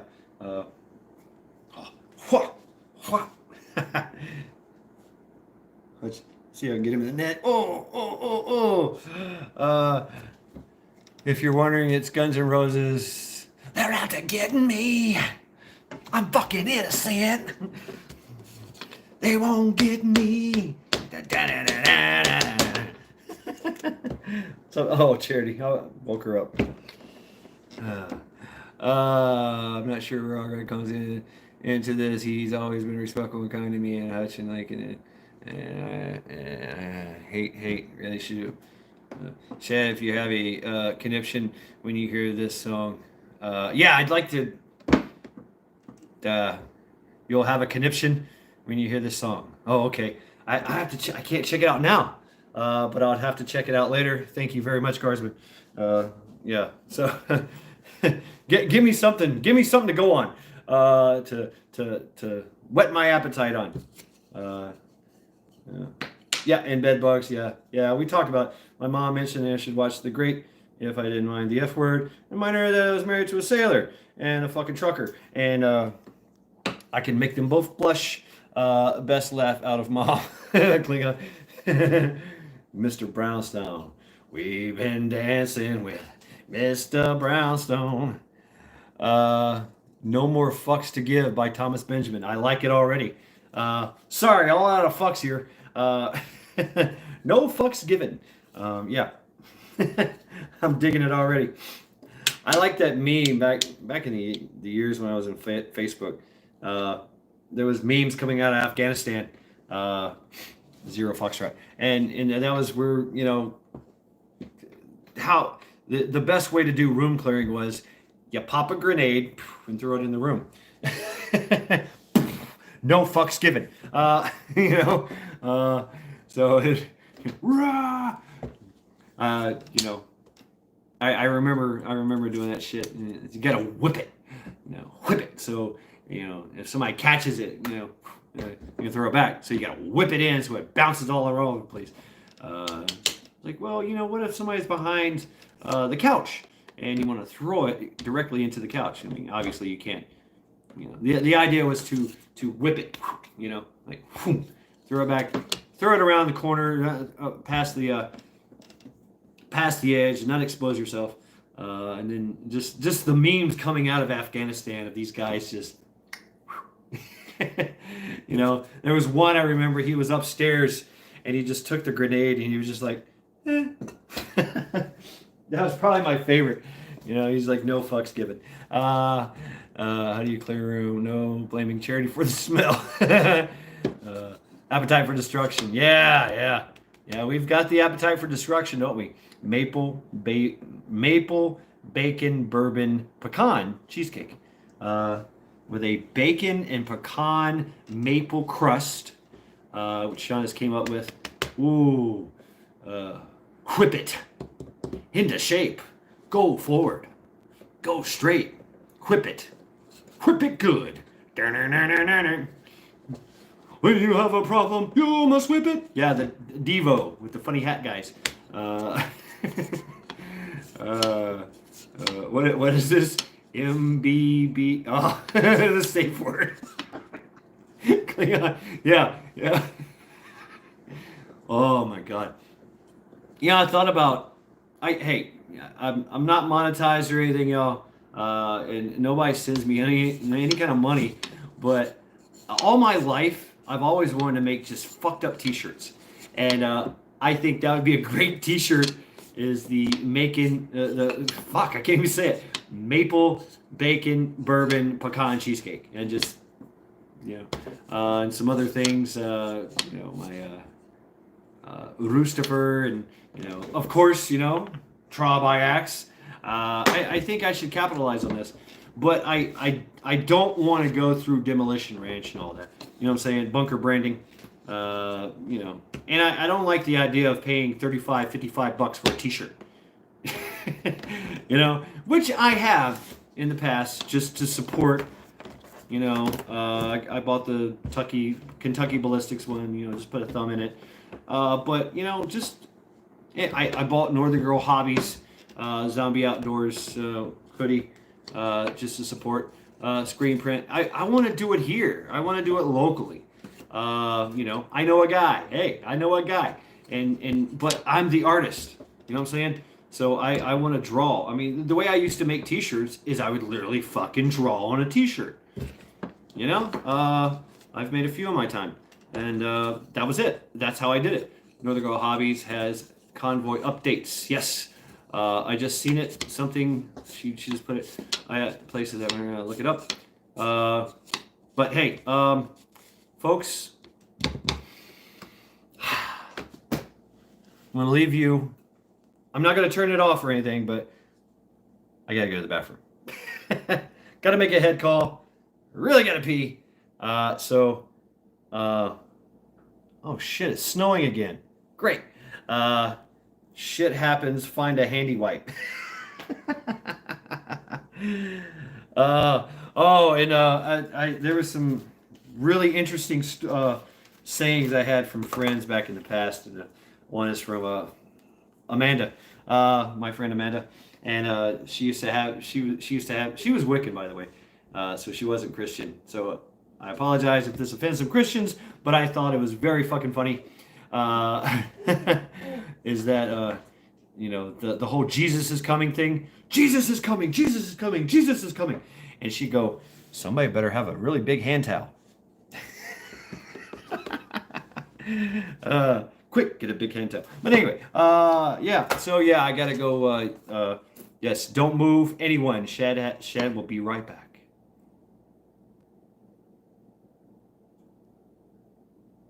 Yeah, that's right. All right, I'll be back. You're back. Don't auction my shit off. Yes, Jim.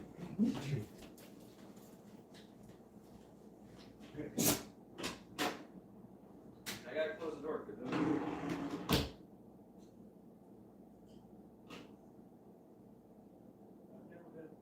think I've been on live stream before where I was busy.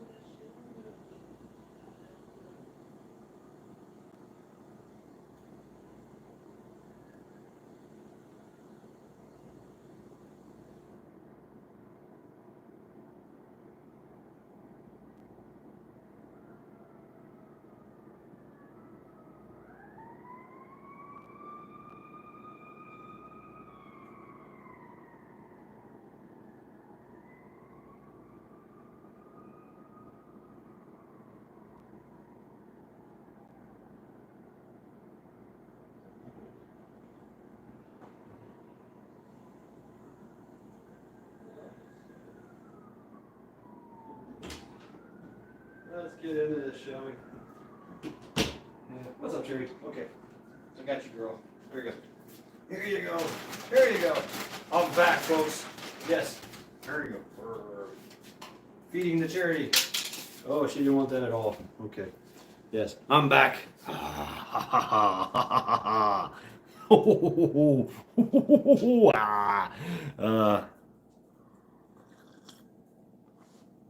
Boy. All right. I'm going to check chat here. See what y'all was talking about while I was away. Yeah, there it is. Get your own t-shirt printer. Yeah. Oh, what's his name? Il Kilheim.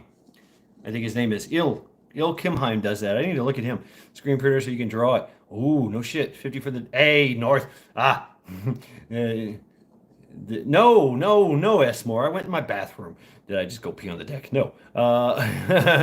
Jesus is cutting. And so, oh shit, places. Oh, that's awesome. $10 due for the used hat. Hey, that's a finale hat. That's an African finale hat. Yeah, it's a really good hat. How much for the old fat guy on the board? That's Boris Johnson. I'm sure he's got a price, Sheena. Here's yes, it's a lot of fun. Welcome back, Chad. Okay, here we go. Uh-oh. Yeah, you're in trouble, Sean. Love the Far Side cartoons. Have you found Jesus? Oh yeah, Far Side. Didn't they get they got sued, right? Is that what happened? Or somebody tried to sue them? I don't know.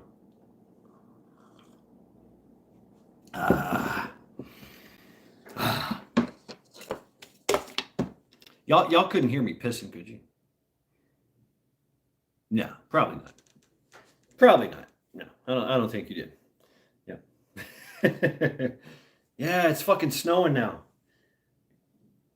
It's been snowing for about an hour now. It's coming down pretty good. Yeah, so there we go. Jesus is hiding behind the curtain. That'd be cool, man. I mean, have a conversation with Jesus, or Yeshua, or right? No, Yeshua. Yeshua was his real name. Yeshua. So how they got Jesus Christ out of all that, I don't know. And yeah. What's up, Charity? What's up, girl? What's up, girl? This is a Tonto. It's by Cold Steel. It's a Tonto style machete. I got it on sale for $12.99. And it's fucking, I just love it. I fucking love it. It's very light. I'm sure I could break it. I'm sure. But yeah, Cold Steel makes good shit. But yeah, it came with a little canvas sheath. Yeah, for sugar canes. I like a good. It's short. It's short, but it's Tanto style, so it's very stabby. It's very very choppy. That edge, that Tanto edge, is very choppy. I like how they kind of did a distilled taper, going that way. I mean, I could sharpen this edge, for going up, but I find it. I don't like to do that because I do a lot of this, with stuff. But yeah, $12.99, and they're on sale, and you could probably get them cheaper than that. I just found it at the local outfitter store. I like a good list. I've tried to figure out the list. Obviously I like weapons. It would be hard to learn. It stopped snowing here, and I'm glad 8 inches is enough. Yeah, it stopped snowing here, but it hasn't stopped snowing. It snowed today too, but we got like 13 to 15 inches out there, if not more, which means that there's more. When the plow trucks come through, it's stacked up, 15 feet. But the batholith, it's kind of like if it's light enough, if you could get it down to like maybe 2 pounds, then that would be it could be, but it's very unwieldy. The two handle thing is the part that if because you got a poetry to the I mean you could but it's uh, you would have to know some Kalaripayat from so you're good with 8 inches. Yeah, you could one or two hand. Basically you'd have to learn it like a pole axe or like a pole weapon with that kind of style. I don't have a stick, do I? Yeah, no, I don't. I don't have a stick around here. Why don't I have a stick around here? I should have a stick, at least. But so if you're like right here, or you had it like this, and you could just release with one hand and then bring it back around, the transfer of it, and having able to, it's kind of hard because you got these two. I'm using an axe as a reference, but you had this like these swooping things, but you can catch, and you have a way of getting in there and still having this as like a block. Morgan with a stick, also a pointed weapon. I don't know. I mean, I don't know how it would be a very specific kind of thing. Don't interrupt, Shad. It's okay because I'll go on another tangent on about something else. But I like this whole bat'leth thing. It would have to be because you see a lot of exotic weapons in India. Like the disc, the what is that thing called? The gauntlet sword. Which is very unwieldy. It really is. I mean, these exotic weapons, you have to it's a training discipline you have to immerse yourself into, because if you move it just right, you can cut yourself. You can fuck yourself up. There is as a defensive weapon. I don't know. Maybe. But you'd still have to kind of get close to it. You'd have to get as a close combat weapon, and you've got if the whole thing was razor fucking sharp, and you also see a lot of exotic weapons from China, from the older periods that was tried and really just kind of failed. It's very hard and unwieldy, a lot of it. But if you can master it, I don't know. I mean, fuck, anything can be a weapon. You got a lighter. I remember as a kid doing stuff like that. I got you. It was like shit. And a lighter as a fist pack, and you take it and put it in your hands like that. You hear that? I mean, it makes a good fist pack, so you can kind of boom, boom, boom, boom, and get in there. It's got a nice pop to it, as opposed to that. It just kind of, whatever, like a roll of quarters. Same thing. Any weapons are cool. As are Pakistani. The gas stations I frequent are owned by Pakistanis. I'm dying to ask, but never would. Do it. Pakistani. I don't know much about their culture and history. Persian, right? A lot of Persian going on, right, Charity? Charity is right under my feet, and she's just, she's begging. I don't know what she's begging. I don't know if she needs to go out or she wants food. She'll take both. It's bear spray and a fixed blade knife. Yeah. All right, Charity. Let me address. Do you need to go out? Yeah? Go. Go. Go. Get back up. Go. You need to go? Go. Go. Go. Go. Go. All right. Closing shot. Oh. Holy fuck. Anyway. That squeaky noise you hear is I use one of these to stop the hole in the sliding glass window. From time to time you hear that. I had big holes in the sliding glass window, and so I cut a pool noodle, shoved it in a hole, and it's great. It works. So she wants food of some type. I'll be right back. All right, Charity. There you go. Since you're in a begging mode. Begging mode. Yep. There you go. Oh, no. There you go. There you go. All right, sitting down. Holy fucking shit, Batman. Wasp spray. Wasp spray is nasty. Oh my god, it's nasty stuff. And some of it can shoot like 15 feet. Yeah, that'll hurt some. And it'll blind people. These old Pakistani dudes love me because I'm not modest and polite, and I think they interact differently with me than other customers. Yeah, all that talk of bacon cheesecake. Yes, be charming. Ha. We have created a monster, a maple bacon bourbon pecan cheesecake. So there we go.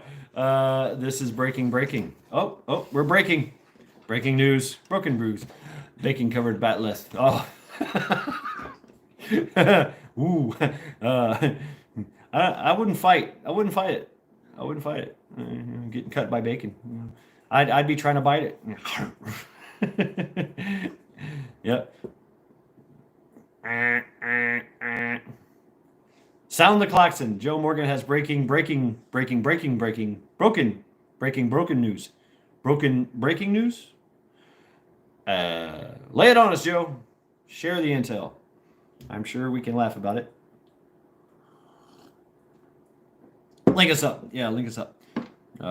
I did see something about piqued my interest was Northern Girl Hobbyist.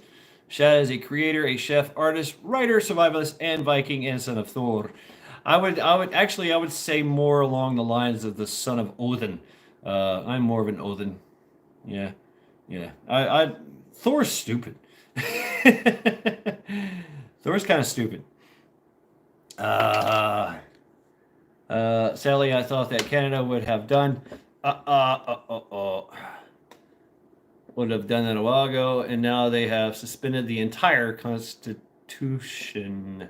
Don't worry, I'm sure that some watery bean will entertain us. Yeah, and all the millions are going to charities of PayPal's choice or a refund. I take that back. Oh, okay. Yeah. So okay. So, man, the day of the rake. I often talked about it. The day of the rake, and it appears that the day of rake is coming. Yeah, the day of the rake, raking up all the maple leaves. At first, it was a okay, Canada is just gonna go like the way of Australia, sons of Odin. Yeah, the day of rake is upon us nigh. Yeah, but it's the people. It's the people of the Canadians are having. That's going to shift fast. The people are saying that's it. We're done. And yeah, the Canadians, they can get rowdy.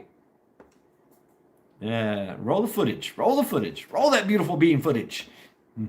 Yeah, maple. Oh man, some maple brown sugar baked beans. 1/4 pounders within 38 specials. What you dropping there, Denise? Sounds interesting. Lofting a scimitar from a pond. Come on, guys. Holy Grail. Who's with me? Watery tarts dispersing swords is not the basis for government. We're really polite until someone pisses off. Yes, I know, Sean. Absolutely.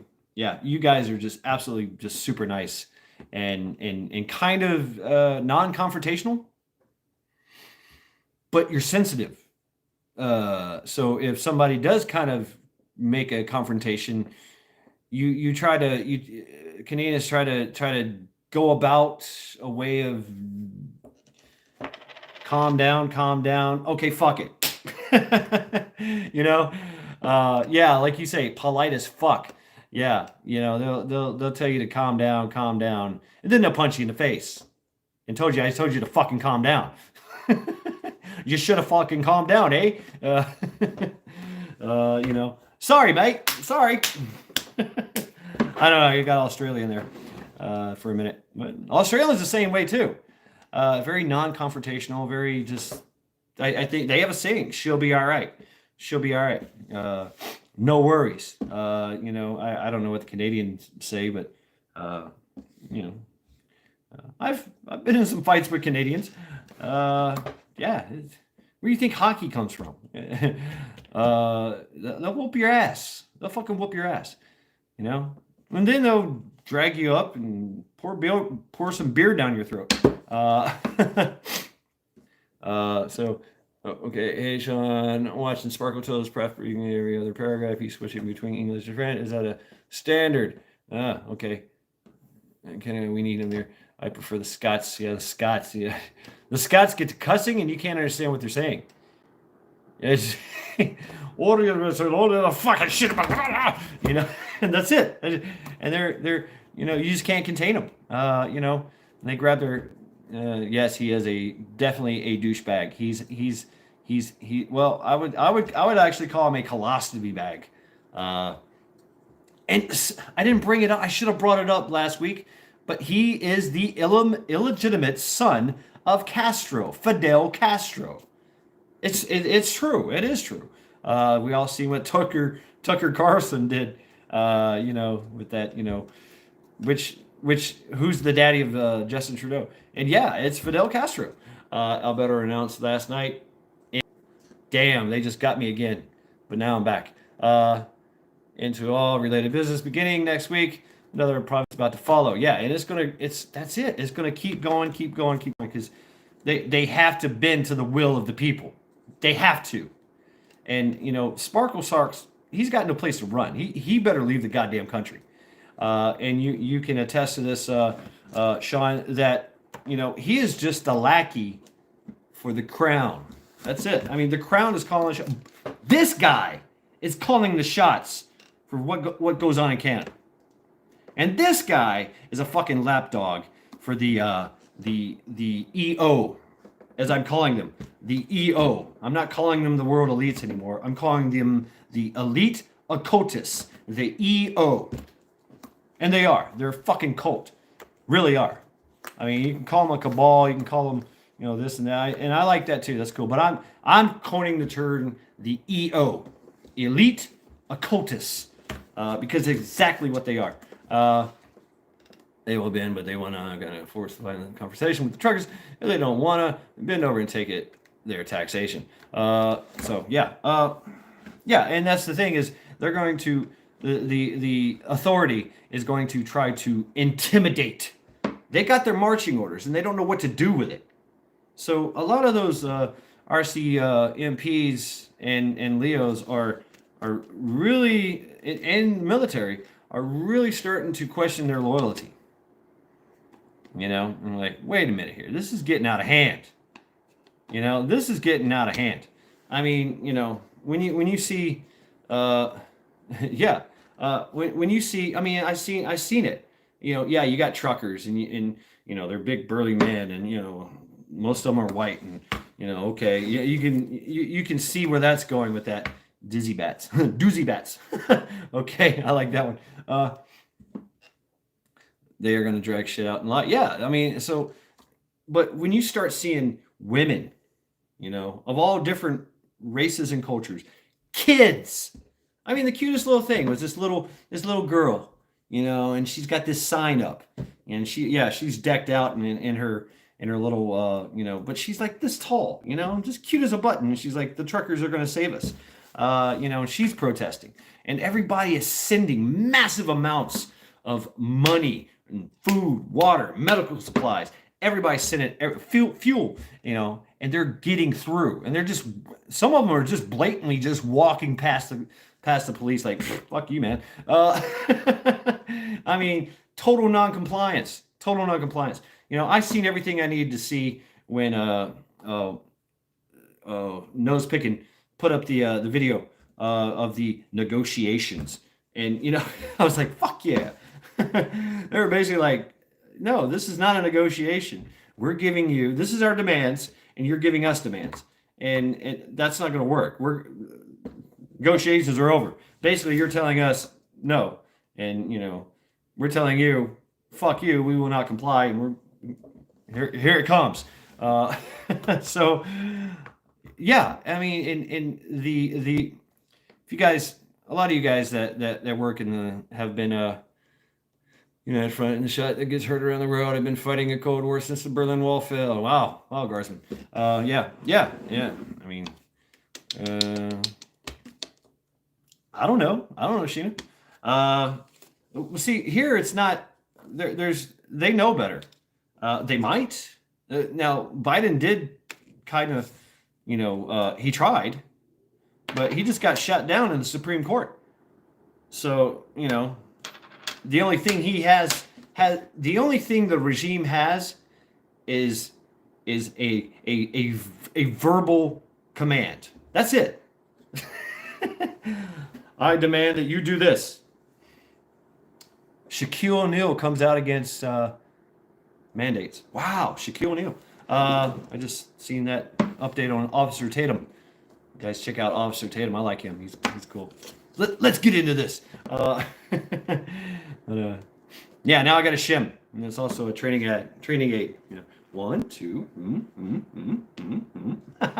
What? Yeah. Yeah, I love my training aids. Yeah. But I mean, the world is waking up, and the narrative is falling apart. Hey, Arc Wildman Survival. He's back, everyone. Now we can carry on in what we're doing. The masses are under. Yes. I forgot what they call it, but yes, that is true. And we know it's only 30% of the masses. See, that's that, like that breakdown I told you about, the 30%, the 40%, and the 20%, and the 10%. The 30% do what they're told. The 40% cluck, whatever. They go along to get along because the 30% are doing it. Then there's the 20%, that's us, or like, fuck you, I won't do what you tell me. And there's 10% that said, fuck you a long time ago, and you'll never see them again. I don't know, Arkweld. We were talking about the convoys. I don't know, music. I don't know. I don't know what we were talking about. Klingons, bathleth, weapons. I don't know. So yeah, Arkwild. They started a campaign of Facebook truckers in DC in March. Well, but I haven't seen anything. Yeah. So yeah, and the possibilities, the speculations. I speculate that there's a speculation. Yeah, I like the cheesecake topic. The maple bacon bourbon cheesecake with pecans. Yeah. So yeah, I'd like to see. I can almost see how this is going to work.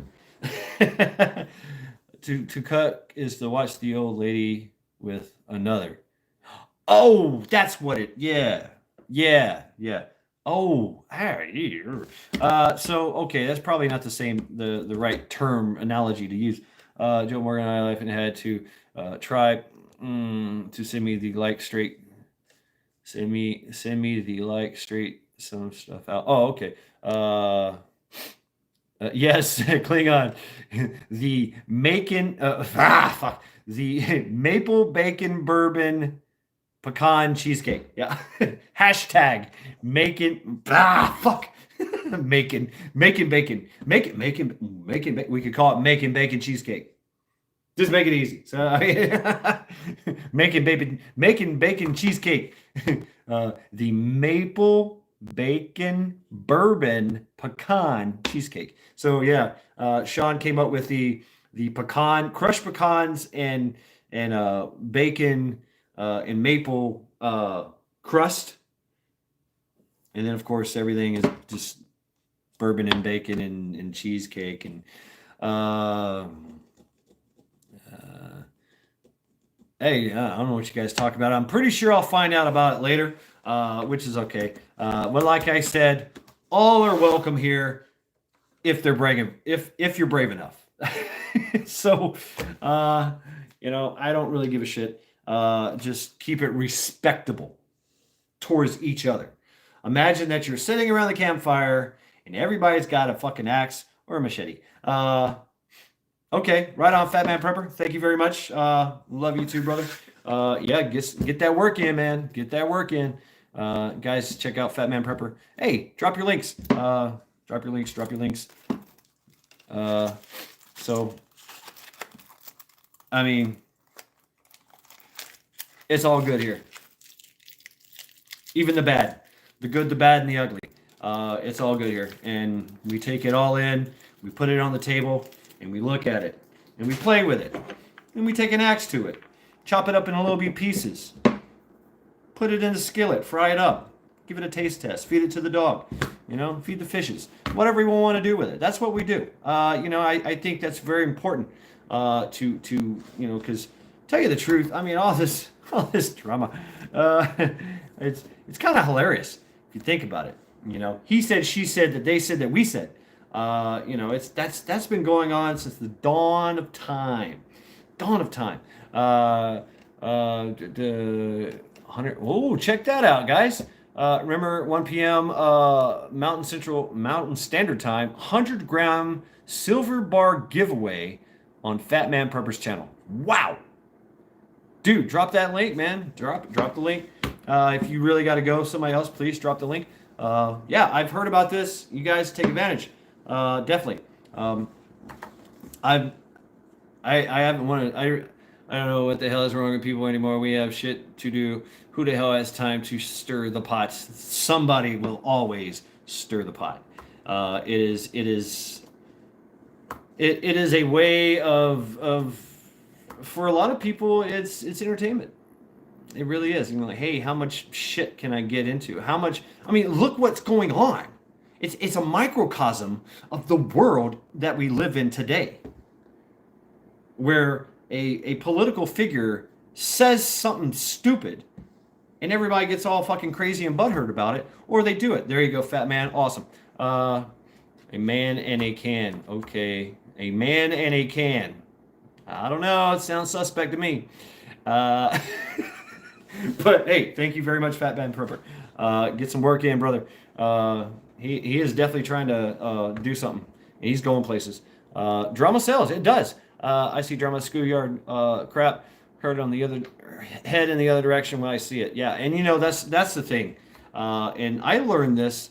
Yeah, I'm gonna get esoterical with you. When I was astral projecting, is that when you're up there, when you're in the thing, and you're going at the speed of thought, and so you'll encounter these very evil, devilish, entities that try to just and the way that I was told to deal with them was just turn away. Because once you focus on that craziness that's going on, you get drawn in. And so the best way to do it was to ignore it and go the other direction.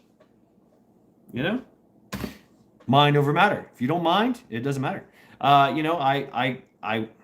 don't have to look at this evil, perverted, devilish, disgusting, vile creature. I can go look at the flowers. Look at the flowers. Look at the flowers. No, I can go look at cheesecake. I can go look at boobies. I can go hang out with the elders of the elders of the gentle race. Yeah, I know, Led Zeppelin, right? But I don't have to look at it. I don't have to be a part of it. Yeah, I don't like drama either. Well, we do. Yeah, Lorac, I really don't either. I mean, especially as petty stuff, and I even seen it, in the military too. I mean, it's kind of sad. I mean, you're always going to have drama, especially with a whole bunch of people together You're always going to have some kind of drama. So you can talk about it. You can hash it out, talk about it, get deep with it. Let your feelings be known, let your thoughts be known and heard, and gain some kind of mutual respect for each other. Or you can just disregard it all and go, fuck you. I don't give a shit. It's fucking stupid. But hey, if their drama is indeed actually going to affect you, then yes, you must protect yourself. Protect yourself at all times, right? When creators have drama, I feel manipulated for views. I have no context. I have no context when someone tells me there are things going on behind the scenes. I made my judgment last time based on behavior I saw. There you go. Right on. Right on, Klingon princess. Yeah, I mean, after a while, it just seems like it's just kind of bullshit. And okay, very suspect. There's this guy walking around with a flannel shirt on, just looking at cars. It's like I said, it's 20 degrees outside, and he's just walking around. So I think I'm gonna have to check him out. Uh, uh, Garsman. Yeah. So please excuse me while I check out this very suspect individual walking around the parking lot in a short sleeve flannel.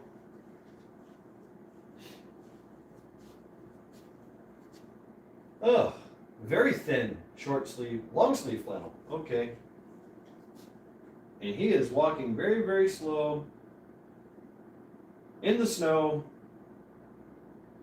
contemplating his life choices. And I don't know. Okay. Carry on, brother. All right, very good. He's going that way, taking axe. Yeah.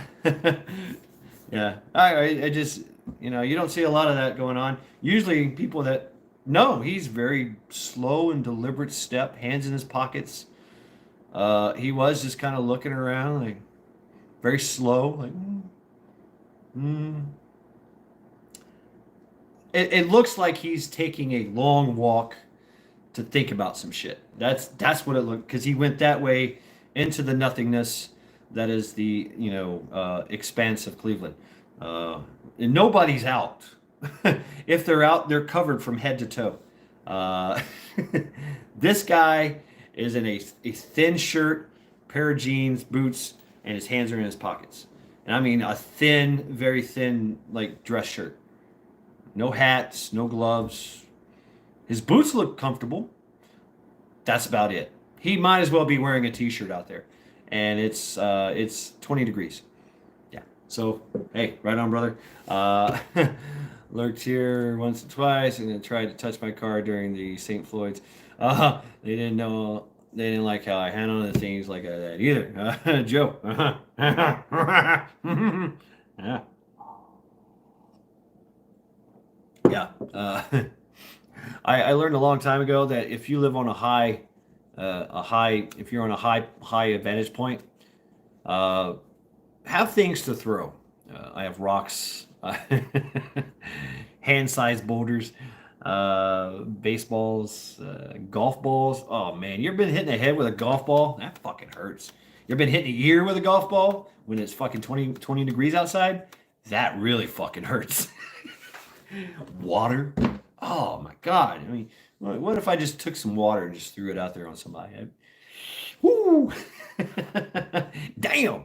They die of hypothermia. Or they wouldn't stick around. I tell you that. And that's just non-conventional, unconventional. I like blending the orthodox with the unorthodox, right? Yeah, the unconventional with the conventional warfare. So, yeah, I talked about it before. I've got a perfect weapon against people in bunkers, and that's Jello. Just fill the bunker full of Jello. See what happens.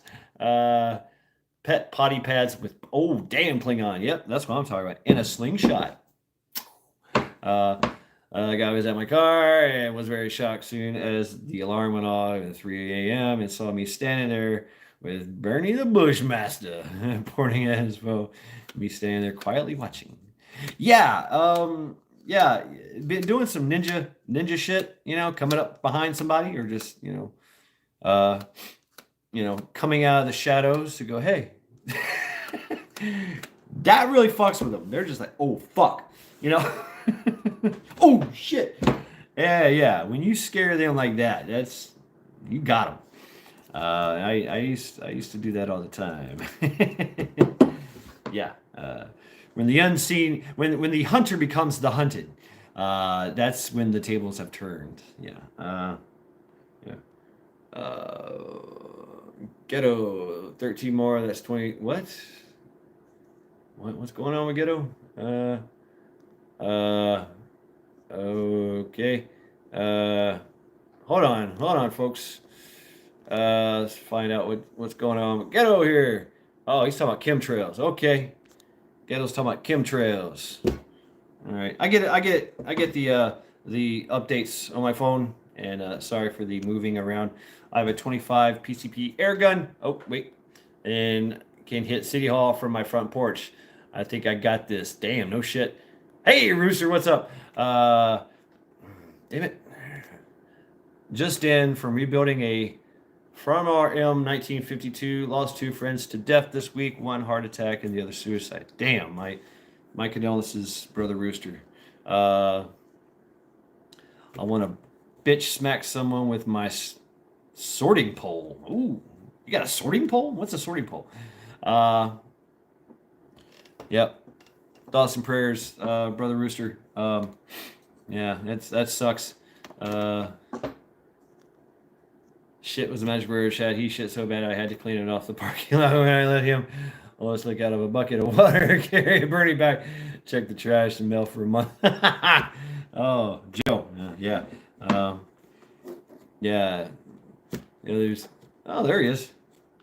Yeah, he's back. He's coming back. So our contemplating friend is back from his walk in the mind clearing frozen tundra, snowing.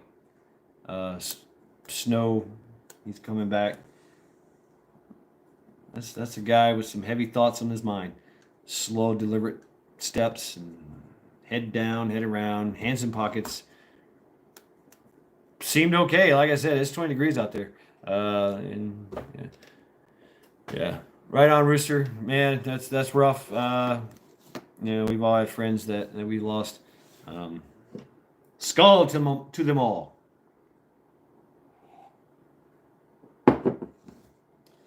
So those who have fallen and those who are still here. So, yep. May their memory live on. I know for a fact that consciousness does survive.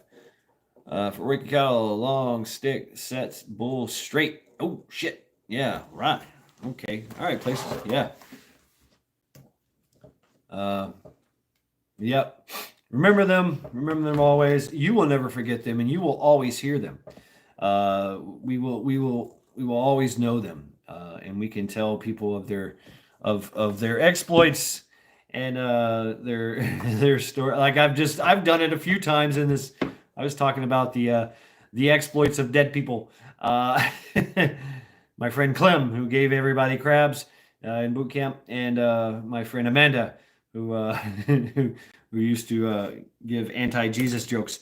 So to those who have gone before, by we who must follow, huzzah, wahoo. Right on, Guardsman. Rooster, I can relate. It's been the second the last few years. Yeah, it will improve, and just remember that they are always with you, my friend. They are always with you, and they will never leave you. Their memory lives on in you, and you can share that, share those experiences and that knowledge with everybody else. It's we learn from that, and they are now part of your ancestral wheelhouse, if you will. You know, all the friends, all the family, all the people that have uh, Green Thumb Prepper. Yeah, drop the link. Drop the link. Drop the link. Drop the link. I think you have somebody dropped the link earlier. And please feel free to talk about it. I'm curious because I am not I am unable to check out these things. But yeah, drop the link. Uh, drop the link. Drop the link. Drop the link so everybody can check it out. And then we can comment on it if you wish. That would be cool. That'd be cool. You guys go watch the video, and somebody drop the link. Everybody drop the link. Go watch the video, and then come back, and we can all discuss it. So yeah, I can know what the fuck's going on, because I think it's very important that we share that information and intel in real time. I know it's kind of late though. When this happened, and please feel free, everyone, go drop that shit. I know things can go south and go north in Canada. Things can go south up north. There you go. Boom. Yeah, absolutely. Badass Green Thumb.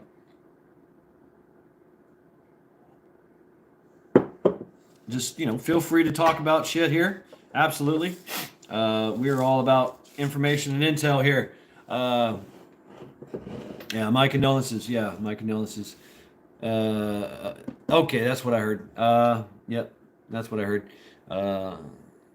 Okay, okay, great. So now, what does that mean? What does that mean when Trudeau does that? Instituting the Wars Measures Act. So it's kind of like our martial law thing. If we go on martial law, then he becomes, Potato is president for life, and it's full on. Yeah, that's gonna definitely happen. And so my initial, I'm a very impulsive person, so my impulse was to say, "Oh, you know what? I've got a spare pew pew. Might as well mill it." uh, oh, our friend is back, and he has a friend with him, a very small little girl, and they're dancing. So yeah, our friend who has been thinking in the frozen tundra has now a girl with him, and that's what it's all about. So, and she's actually doing like this little Perrier in the snow. She's all covered up, cute as a button. So yeah, it's all about a girl. Yeah. How about that? Crossbow. Man, you don't need a crossbow. Just saying. You need a pew pew. Definitely. Yep. I mean, think about it. A deer rifle or a shotgun. Even a bolt action. Think about it. A bolt action rifle of any large caliber has been used. I didn't say anything about purchasing it, GTP. By hook or by crook, bro. Any has been used for a long time in many wars. The M1 Grand, the Moznagat, the Mauser. It's been used successfully. You guys know about the White Death. The White Death was a master fucking. Help me out here, Joe. You know this too. He killed countless. I think it was in Finland. But he had a bolt action rifle with iron sights, and he killed countless Russians as the Russians were invading his country. They called him the White Death. And he used a bolt action rifle with iron sights. And he was the most, he's probably one of the most, yeah. I've been illegal carrying since the Marine Corps. I mean, wherever I went, I had a gun, and that's wherever. I don't care about signs. I don't care about, oh, it's illegal for you to carry them. Uh, yeah, you guys know what I'm talking about. The White Death.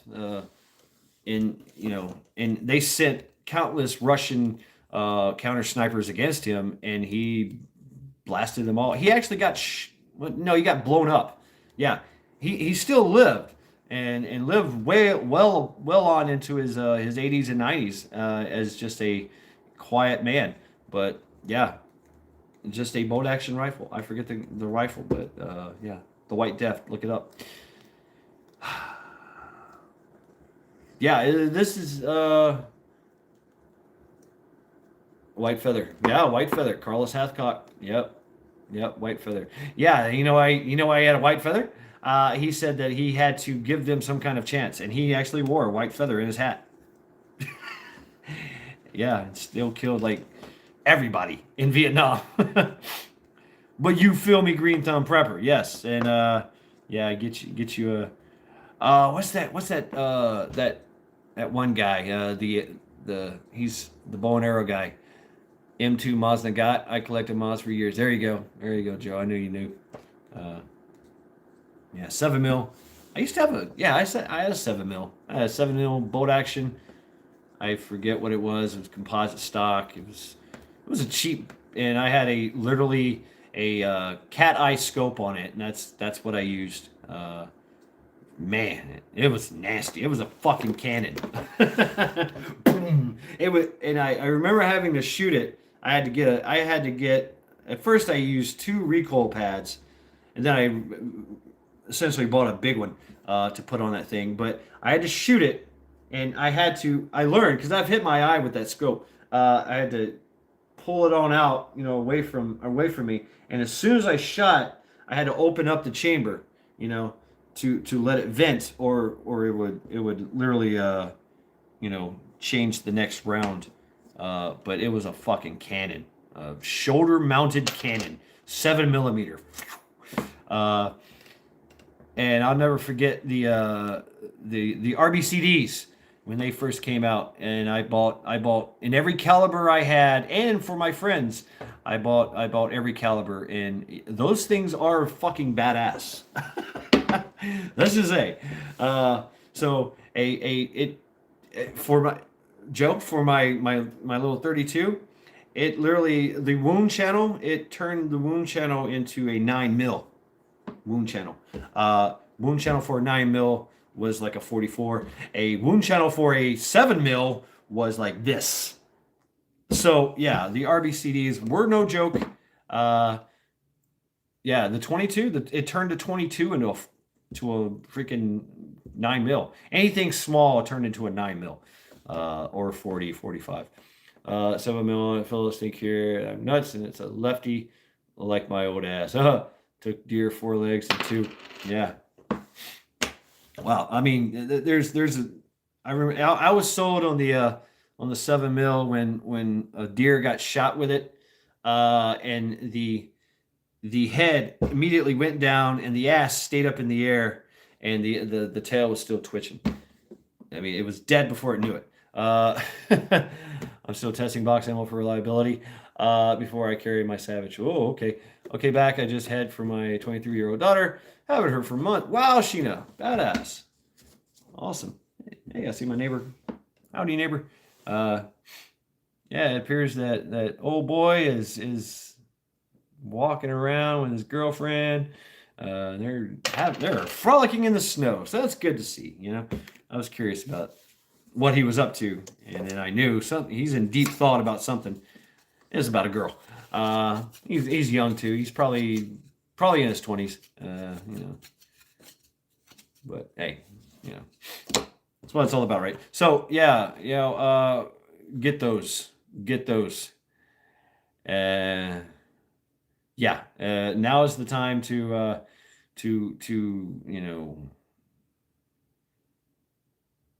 especially in Canada, is to organize and gather the masses, and there appears that everyone is on board with this, and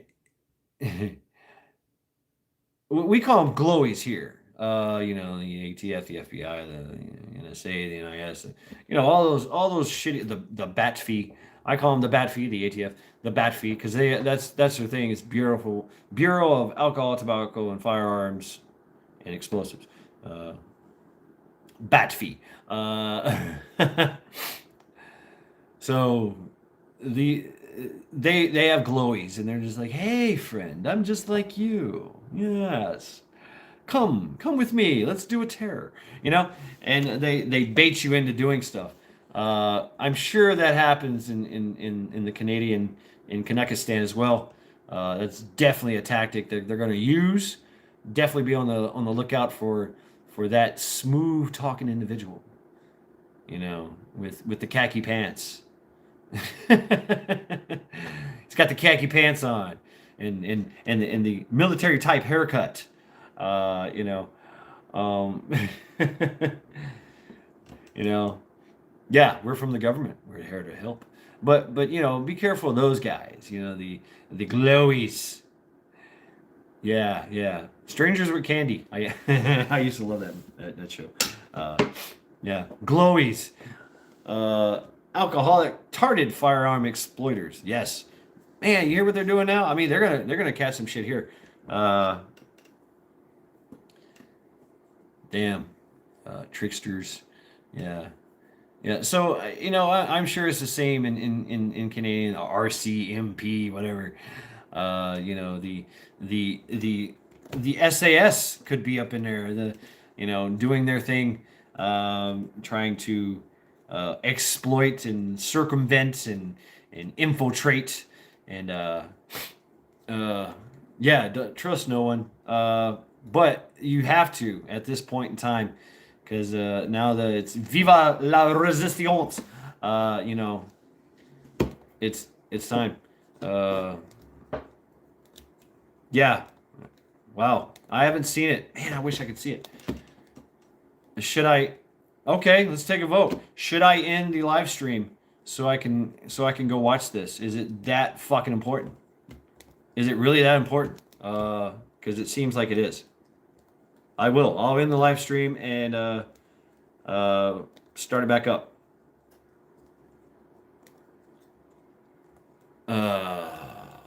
Ooh.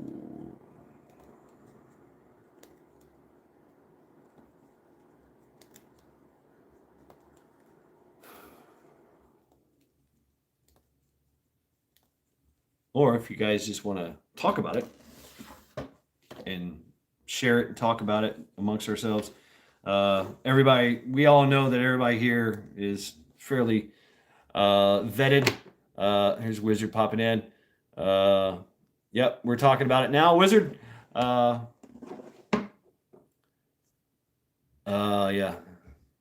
Okay. All right. Sheena's saying no. Okay. Yeah, go see it. But I'm getting the feel from you guys. No, I'm not going anywhere. I might go pee. Uh, she is back morning compared to quiet now. Is KGB something?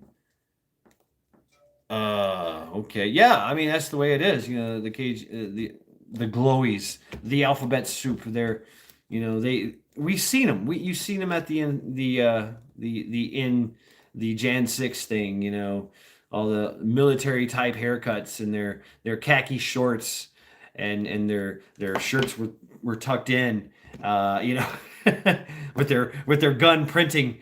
You know, with their gun printing out the side of their pants or through their t-shirt, their tucked in t-shirt, and you know their belts and you know, hi Fred, and their sunglasses. You know, yep. Hello, hello, citizen. How are you doing today? I'm just like you. Yes, let's go do a terror. Right on. Lead the way. I mean, just you know what I'm talking about. Those guys, you know, just awkward, very fucking awkward. And you're like, you know, you're like, uh, okay, green thumb. Yep. Uh, yeah, I'm your friend. I'm from the ghetto. Would you like some marijuana cigarettes? I have some C4 here. Would you like a rocket launcher? I can get it for you. I know a guy. You know? You're like, what the fuck? Yes, Sheena. Yes. Yeah. Yeah. It appears that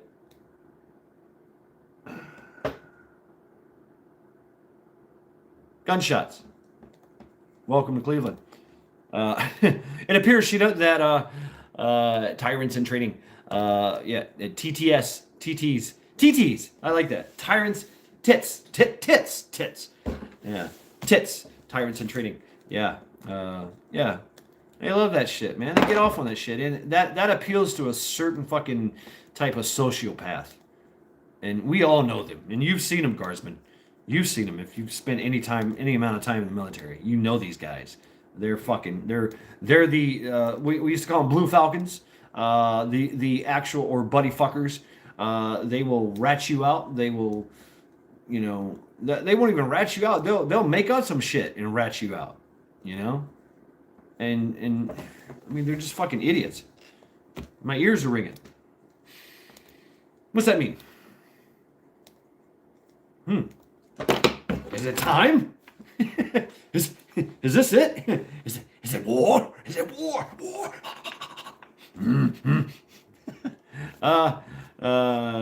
Why the fuck am I on the southern border? Damn, Stuart. Yeah. Well, there's some shit going on down there too. So, yeah.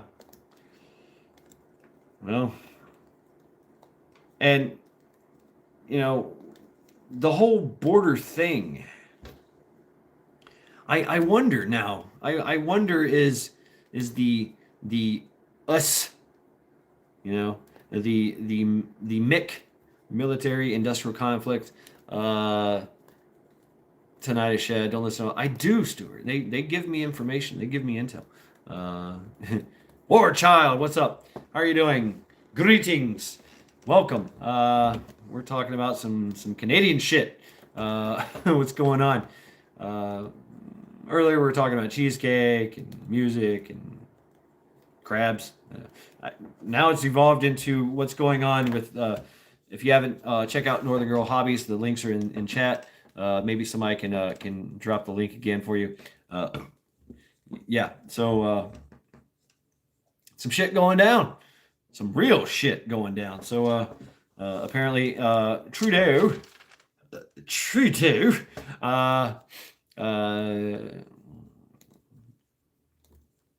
Yeah, I listen to all of them. They always have some interesting stuff to say. I have conversations with them. They have names. But yeah, so you never know. You never know what kind of helpful things they have to say.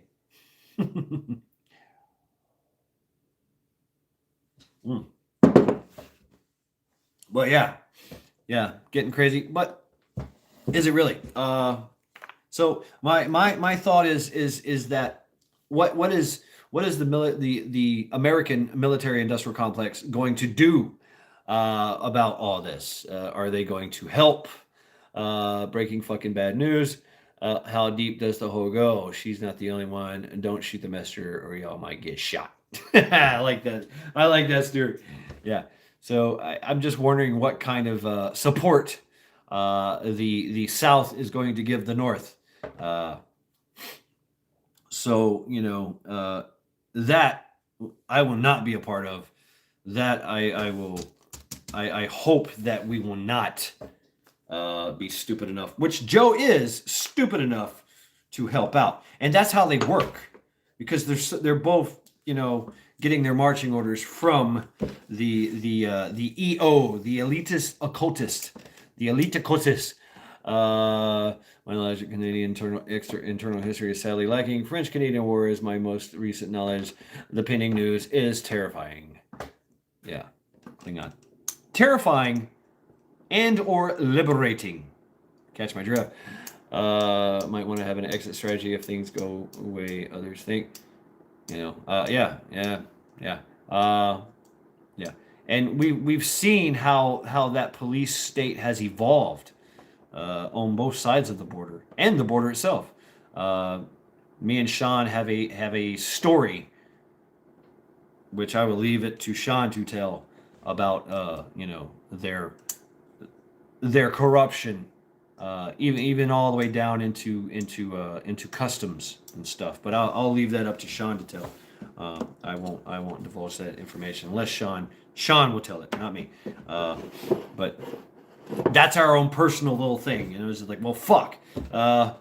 Confused. The trucker lady wasn't saying to contribute to GoFundMe, but to another site. I was upset about that aspect. Joe can always walk across if I need to. Yeah. I care not. I care not who wins. I cannot lose. Tiberius Diarius. Not terrifying. Just causing way more anger than capacity. Well, I mean, there's going to be anger, and then after that comes the thinking. Okay, Sean. So I'm just going to go ahead and say it. I sent Sean a care package. And inside the care package was some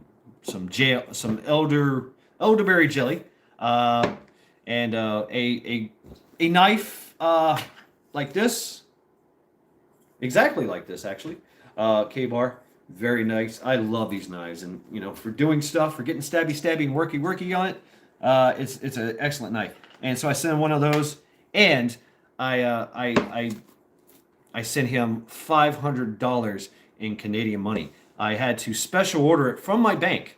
Had to wait a week to get it, and I put it in a letter and put a note. And the note, man, I wish you would have got the note. But the note was like, hey, here's some jam to get you out of a jam.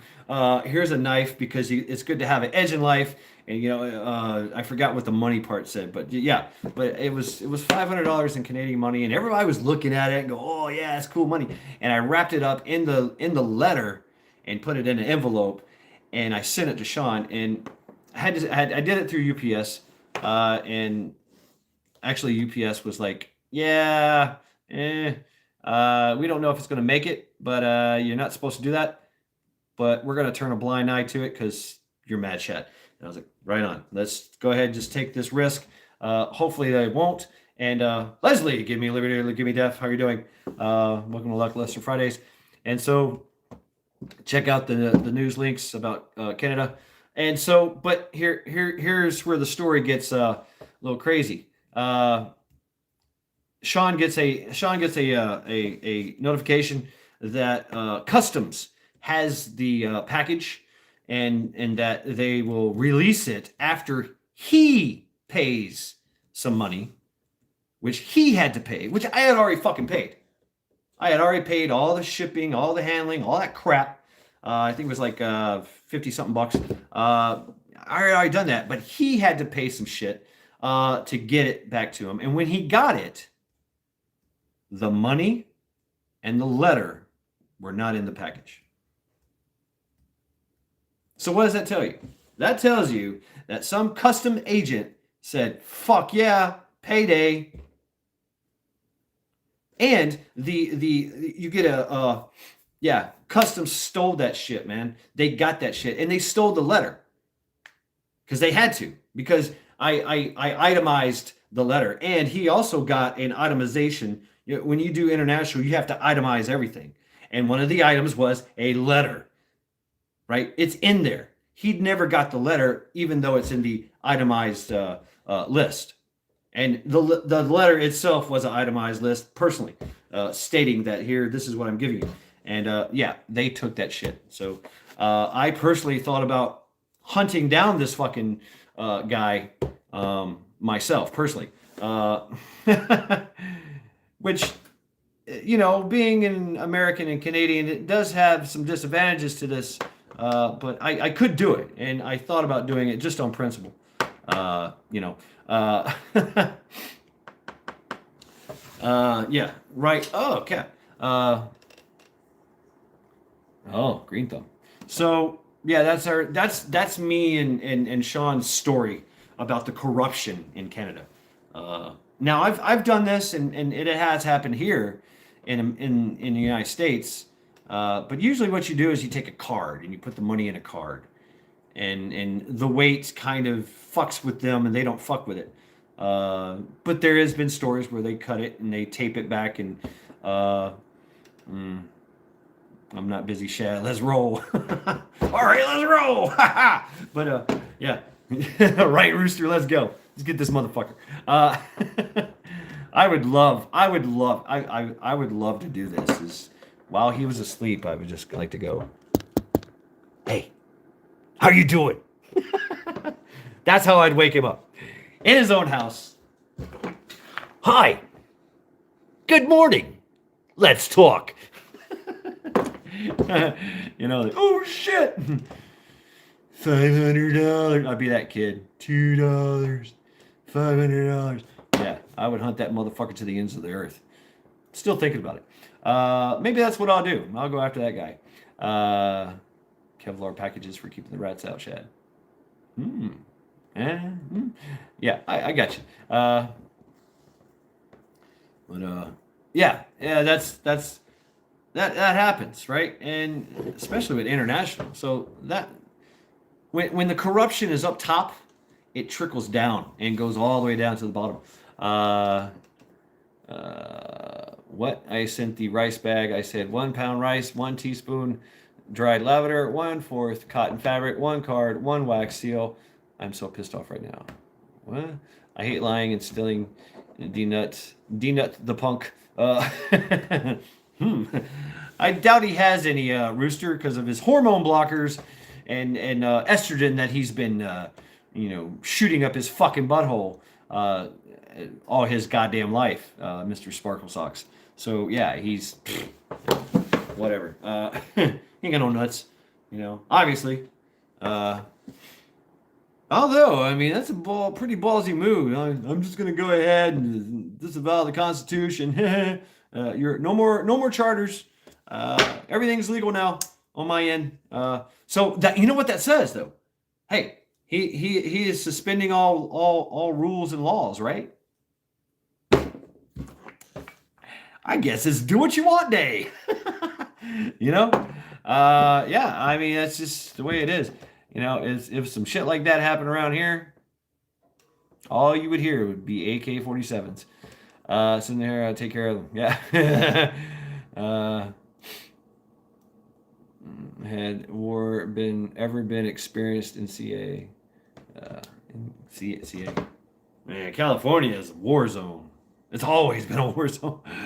Oh man. I mean, there's places the cops won't even go. Matter of fact, the cops told tourists, "Don't come here. Don't come here. We can't protect you. Sorry, you're on your own."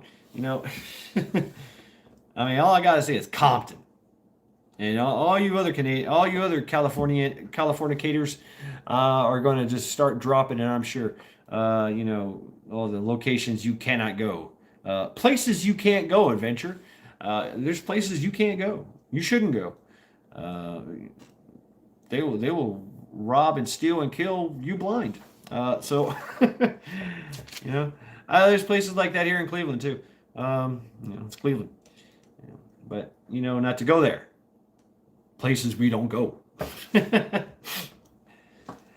And I'm still trying to figure out the east meets west, the east side and the west side. They got an east side west side thing going on here. If I can can't believe they took your gift. Postal Service has a foundation of democracy and public trust. Yes, and UPS. I told them. I said, and they said, hey, if anything doesn't pass through customs, see, I figured all this shit out. How it's supposed to work.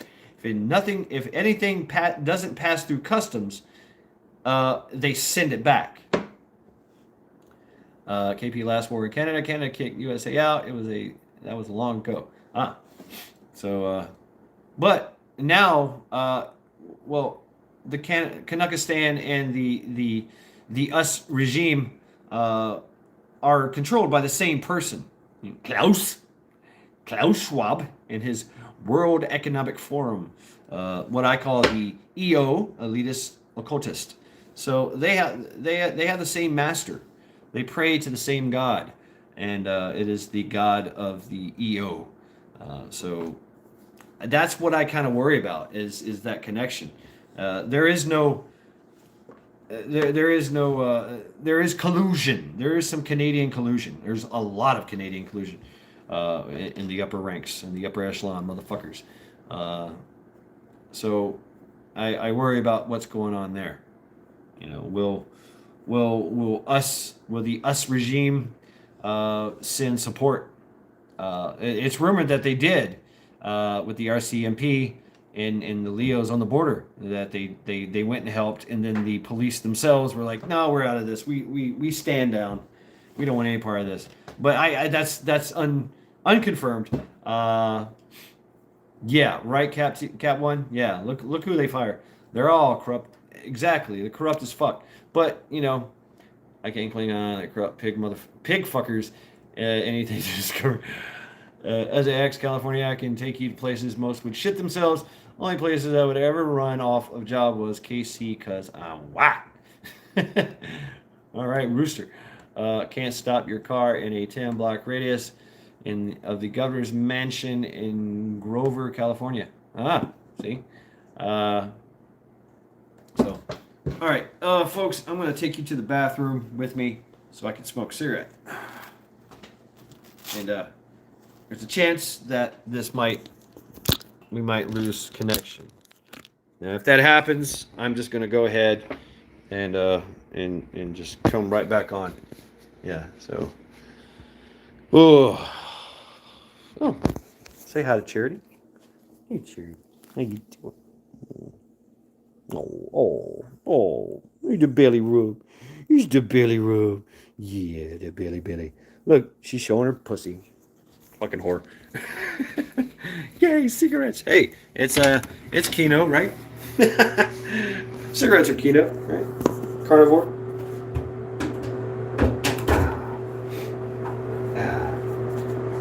Yeah. So I don't know. Yeah, right.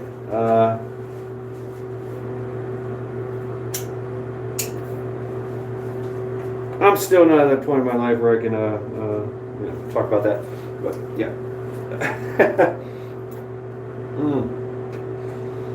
So I don't know. What do we do? What do we do?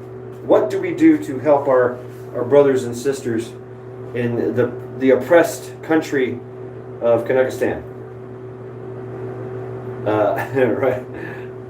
Right, right, Rooster. Green Thumb. We already know about you. Y'all talking about Canada's wars. So I don't know. I mean, what do we do? How can we help? Because we already talked about it. They're going to shut down anything that we try to send over there using any kind of post office delivery, whatever. It's going to be shut down. They're going to be watching the borders. They already watch the borders. I mean, we got the Coast Guard in Lake Erie. There's a line in the middle of the lake that you cannot cross. If you cross that line, boom, boom, both sides converge on you. With helicopters and boats and machine guns and freaking loudspeakers, and that's it. That's as far as you go. So, that's in the lake. Of course they got shit on the borders that they can't. I don't know. I mean, there's some kind of underground fucking thing going on. If they shut the borders and we shut the borders, then oh yeah, Klingon.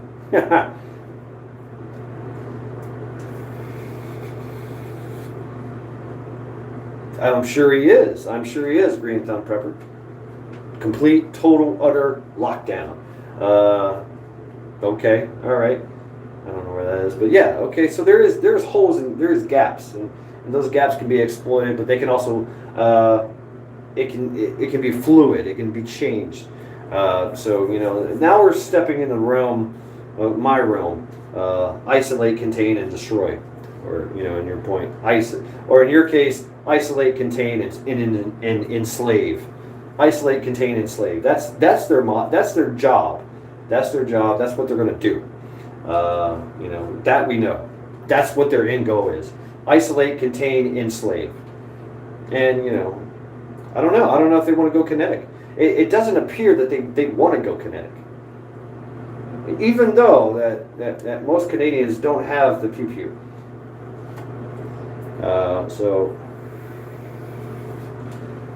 But there are there. This is Burn Skunk or Gorilla Glue. Oh damn, Rooster. See, I've been hearing about these names.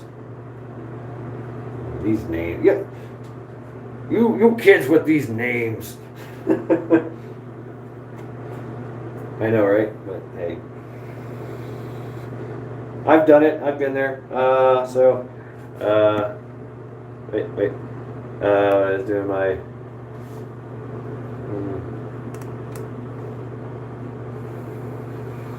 Tobacco Wars. Wow, Sean. Can we walk over here? Can we walk over? Yeah, I mean, in the middle of the day even. They do have axes. Oh yes, here's a good stick. I was looking for a stick. Yeah, I got me a cold steel stick. It's made out of some kind of vibranium plastic, but it's a good stick. It's kind of heavy for a stick, but I thoroughly enjoy it for messing around and stuff. So I don't want to move around too much. Yes, I have a stick in the bathroom.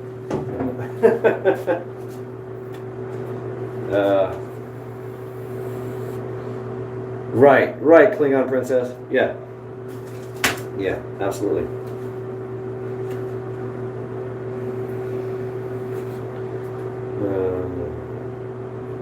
Right on, Rooster.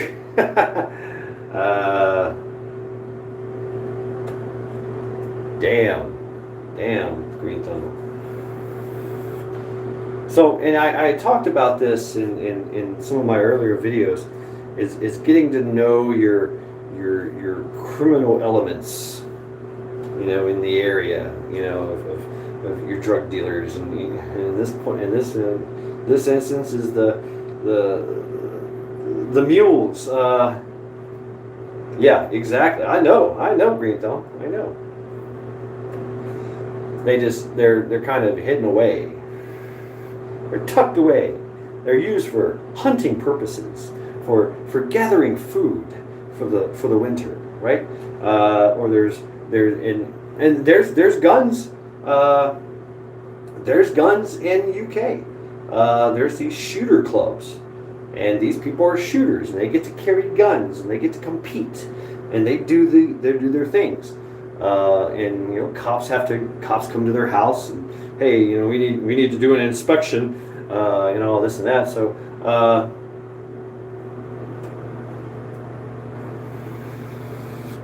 But we also know that on this platform and every other platform that we use is going to be monitored. Everything, and just think that everything is compromised. Everything. So even sending a fucking letter, is going to be suspect to them. Like drinking clubs in UT, join for $1. Yeah. So I mean, these criminal elements, these mules, these people that go back and forth freely. There's ways and means around things. So getting to know those people and seeing what they do. Maybe they have an alternate routes. Obviously, that's how they roll. I mean, you see what's going on the southern border. I mean, those coyotes, they get in and get out. So I mean, there's ways and means. Damn, Girl Scout cookies. But yeah, I do have faith in my Canadian brethren that they will make it through. And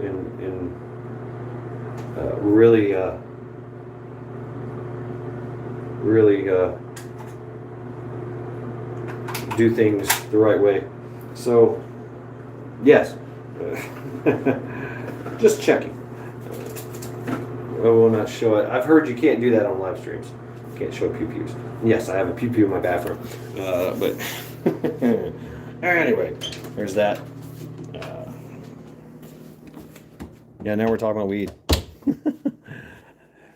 So a way of talking, a way of conveying information and intel where nobody can really, you know, look in, know what you're saying.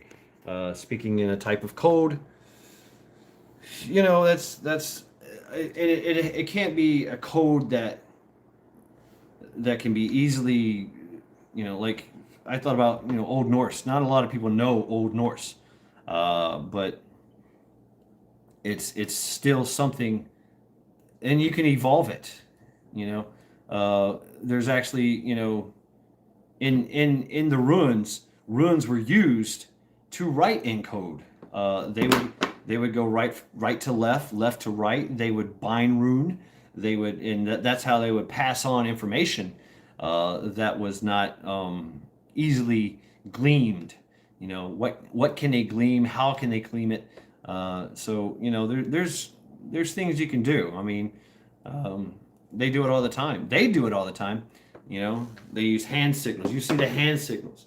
The Russians had a very interesting way of talking about their plans out in the open, and they would play chess, and they would talk and conversate and carry on, and anything they said didn't matter until they put their hand on a chess piece, and then they let off, put their hand on a chess piece.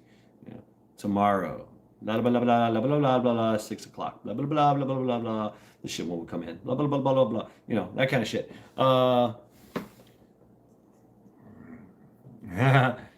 on my left hand, pistol in my right.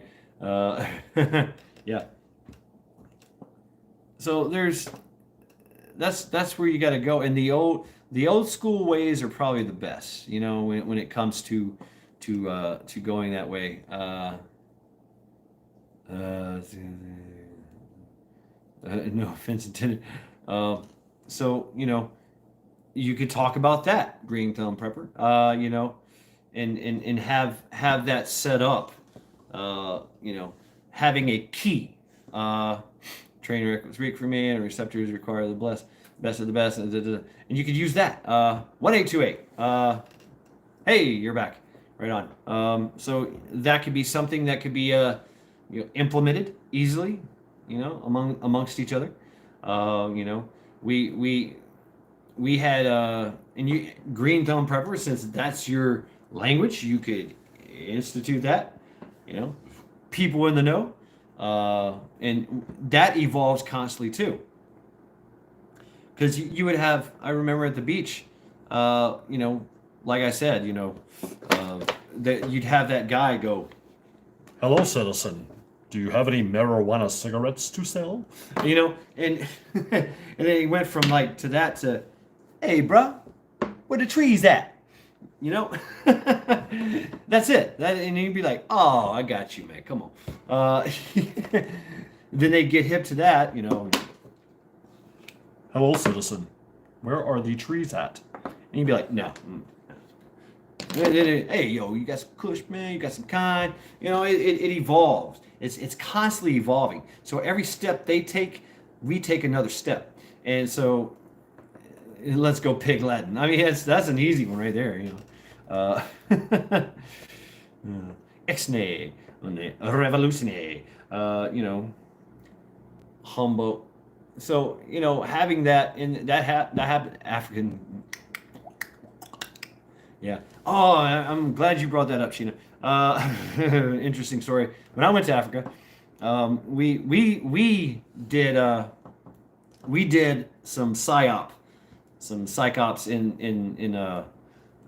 Brazzaville, and we would walk around. This is full on civil war they were going through in Africa, in Sierra Leone, Brazzaville, Kinshasa. Eventually, we ended up in Sierra Leone, but Brazzaville and Kinshasa. It was full-on civil war with armed militias and a million-man freaking army, and that's where I got the hat. Got that hat during a civil war, and I actually bought it at a fucking airport. that we were walking through just to get something. And so, uh, yeah, so the thing was, I don't know, what the hell was I talking about? Oh, the psyop. So we would do these things just to fuck with them, and they were watching us always, constantly. So we were engaging in counter surveillance, and the Marine Corps rifle team, Marine Corps rifles platoon.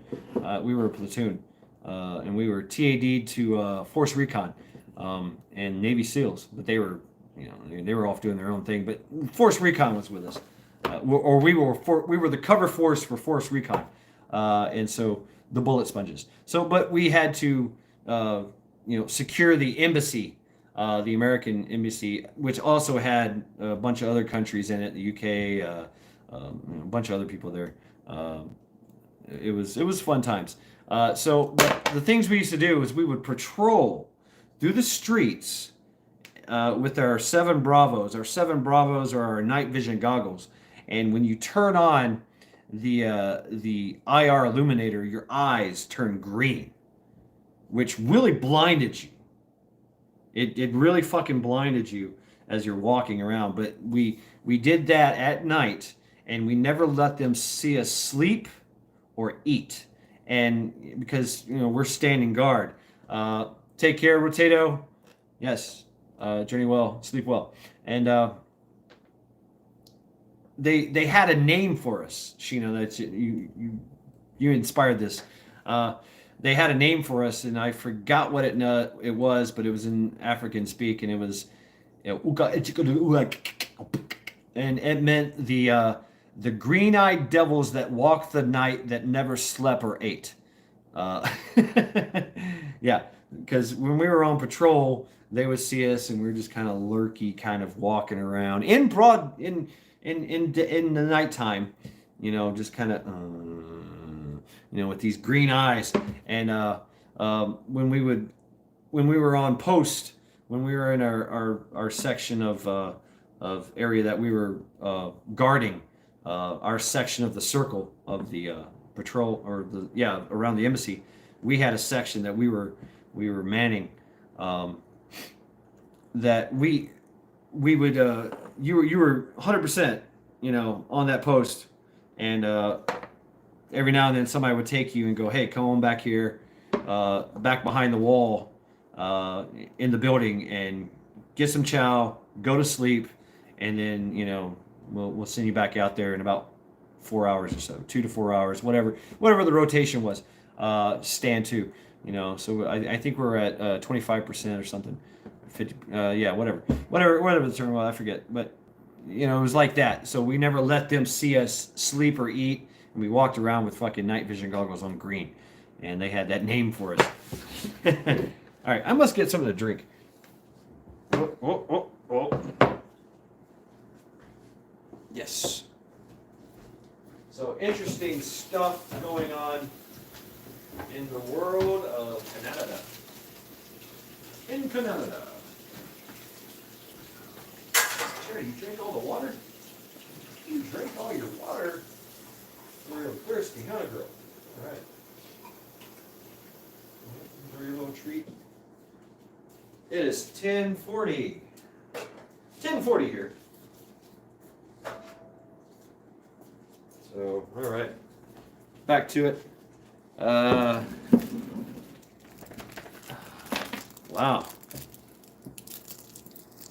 Green crack. What color is that? Red. Whoa. All right. Nothing for you, baby. Yeah. Got some lifesavers. Talk louder, please. I'm not picking up all up what that you are saying. Okay. Fiesta and ribeye. Yeah. I guess I just walked away for a minute and you couldn't hear me. I don't know. The microphone is pretty sensitive. Oh no. Yeah, what can we do to help? Shout at the devil. Yeah, I remember that. That's when Motley Crue was really young, really young. That's uh, he had that voice, that me, that kind of.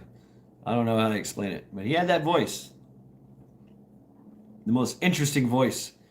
Motley Crue. But, mm, mm, mm, mm, mm. That was Bog. I didn't get X-ray specs. I could buy whatever I wanted, but we didn't have SI. I stuck with nature's nods. Ah. Mm. All right, Joe. Take care of yourself. Yep. Yep. Take care of your folks. Uh, thank you very much. Uh, Medical Mary. Wow. Wow, Sheena. Yep. Take care, Joe. Right on. That's why you can't hear now, Klingon. uh, brought 3 year. Hmm. Hmm.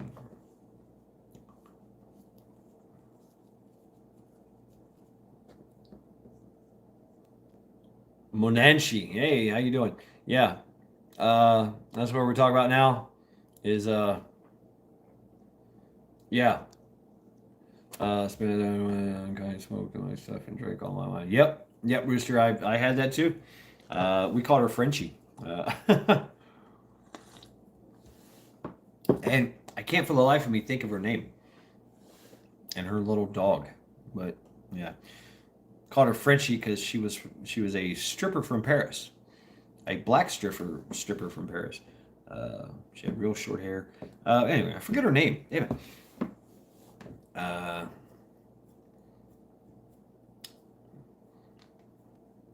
Going to California. Yeah. Mm. Yeah. What can we do? It, and we know that all avenues, the money. We know that the money is going to be the big thing, right? How to fund this, and that's how they're going to crack down on all that because they have. Yeah, it was very Green Thumb is very sketchy. I got many, many, many stories. Mm. Yeah, look it up. Sierra Leone Operation Noble Obelisk, uh, or Obelisk. We called it Obelisk. Sorry. Uh, yeah, Dog Watch. Dog Watch. Uh, but yeah, we were. It was back in the '90s. Uh, yeah, crazy shit that went on. Uh, but there has to be ways. We know that. Fuck autocorrect. Click on. So yep, the one-handed salute. Ah. Uh, I don't know. I don't know. We know they're going to be monitoring everything. They're going to be monitoring the mail. They're going to be monitoring and manipulating all the money apps, the GoFundMe's, the PayPal's, all that stuff. They're going to be monitoring and manipulating it as they see fit because they've already instilled their people into it. It's I don't know. I don't know. Maybe we get Canadian money here, put it in a drone, fly it over, hope it doesn't get shot down or hacked. That'd happen too. Maybe send it through runners, across the border. Border runners, border hoppers. I don't know. I don't know. Fucking pigeons. You know that right here in Cleveland is a ancient migratory fairway that goes from the south to the north up into Canada. So we get all kinds of birds of prey, geese, ducks, everything. Everything comes through this way, in and out, in and out. Been doing it for millions of years. So, yep, carrier pigeons, carrier eagles. Condors. We got condors that come through. We got all kinds of crazy birds. Uh, yep. So, yeah, Monanshi, we've been dropping links. If you've got any links, any intel to share, please feel free. Uh, so we've all been discussing this after Northern Girl Hobbies dropped her bombshell. Nope.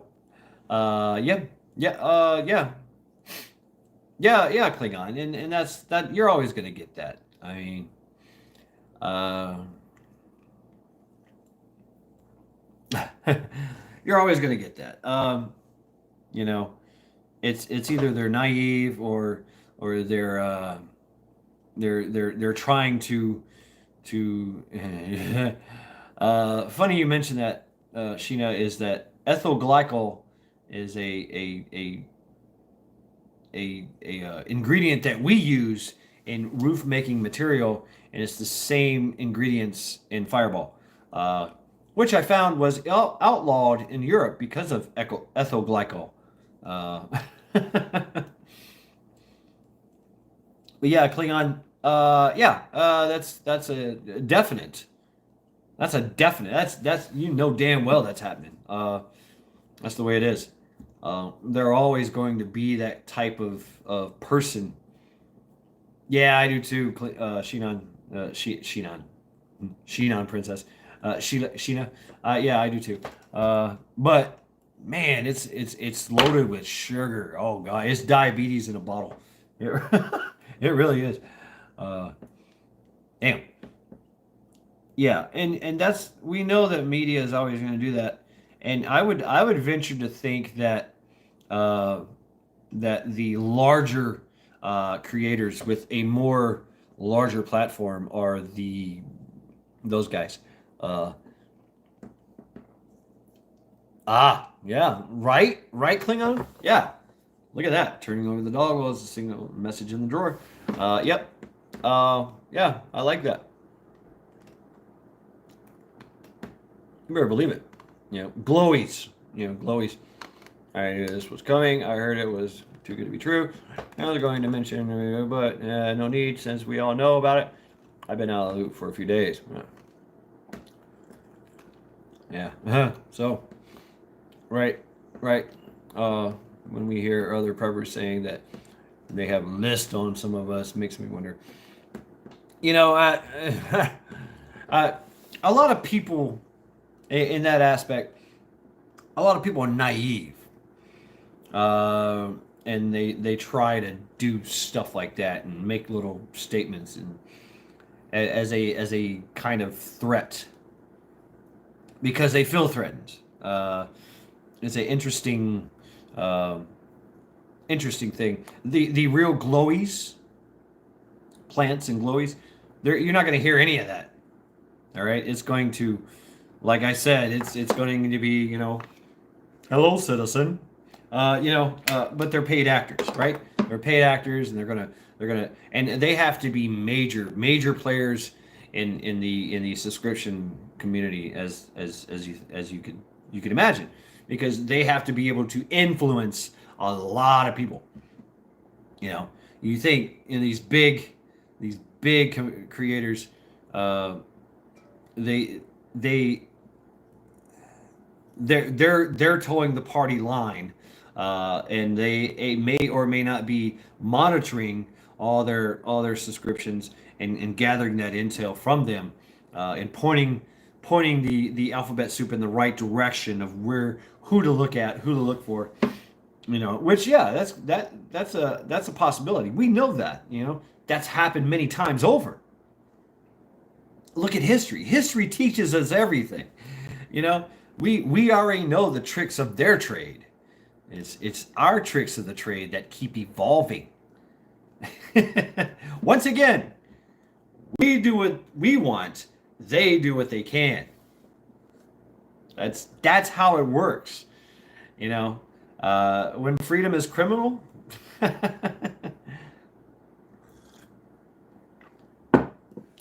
to be a criminal. And Here we go. Menanche. There we go. Beforeitsnews.com. Alternative scary shit. Okay. Me too, Denise. Fireball is delicious. Yeah, it is. It is delicious. I love Fireball and eggnog. Oh yeah, Fireball, eggnog, and I also. What else did I make that was good? What's that wine? It's a mixture of wines that you make when you put fruit in it. Me a lot of boating accidents. Yeah, I bet. Yeah. What the hell is it called? It's a mixture of wines. But they added Fireball to it. Sangria. Yes. Sangria. Yeah. Sangria. Mead. No. I wouldn't taint mead with Fireball. But no, mead is not a different types of wine. Hot cocoa and mint. Fireball. Oh, that sounds good. As your fear does slip away, my view is they want to hold hand well. Yeah.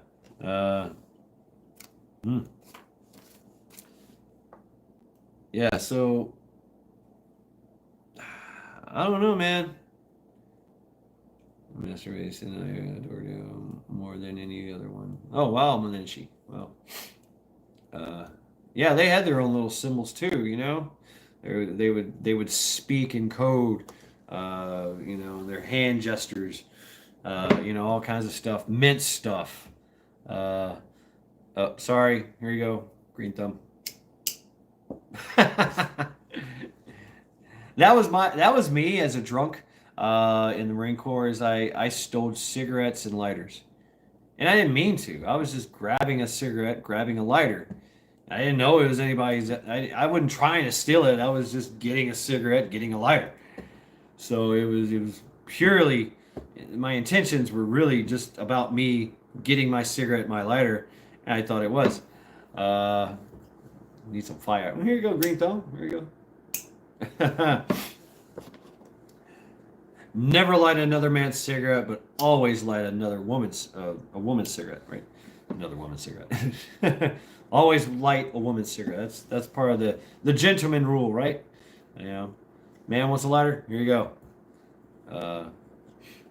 Now there is you can light a man's cigarette if say there's high winds or something, and you hear he can't light his damn cigarette. Fine. I know, right? Yes. But it's the man code and the gentleman code is go here you go. To a man, and of course to a woman, here you go. Offer her fire, so she can do her thing, and then of course that prompts her to do her thing. Joint, fire, ashtray, ginger ale. I'm set. That's right. But what if he identifies as a woman? Well, then, you're still being a gentleman. I mean, I don't know. Here you go, ma'am, sir, pronoun, whatever your pronouns are. I don't know. That's a good one. Yep, you got me. Gotcha. Yeah. I don't know. I would still do it. Here you go, ma'am. Here you go. Whatever. But like I said, and that kind of leads me into the next is you offer the lighter, right? And that gives you and the female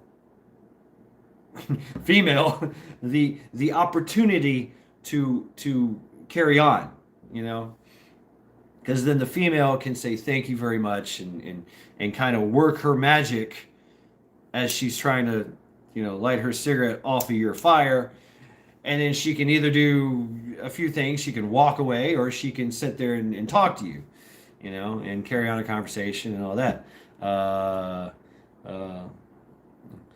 Then you do the old Crocodile Dundee.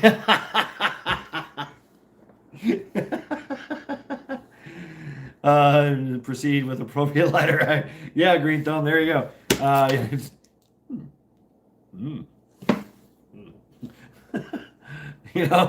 Oh shit.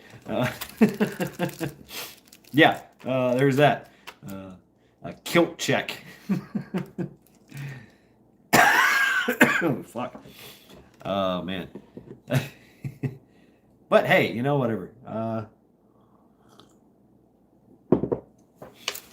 That's on you. Tell you the truth, I haven't lit a woman's cigarette in a long time. Um, I really haven't. Of course, I don't go to bars much anymore. Yeah. Oh, and around here, there's no smoking in bars. They were serious about that. Wouldn't that be a tuck and run? A tuck and run. Yeah. Then eat my kids' Halloween candy. Yeah, green thumb pepper. Yeah. Tuck and run. Yeah. Here they don't smoke in the bars, but they have like outdoor setting areas, which around here they smoke cigarettes and other things, and it's cool. It's all good, all good. I mean, here they've legalized medical marijuana, so the cops kind of turn a blind eye to it, um, because they just really don't know. Uh, I mean, I catch myself every now and then going to a bar, every now and then, but I keep it very, very moderate. I have one or two, maybe three beers, and that's it. Uh, I don't, I don't, I don't mess around. I'm not sticking around. Uh, Damn, y'all talking about food and shit. Y'all got the munchies. So that's what y'all do, huh? Y'all get stoned as fuck. Listen to me rant and rave about some bullshit, and then you just eat and get the munchies. I see what y'all doing. Uh, I got all the stoners. Great. Skull to that.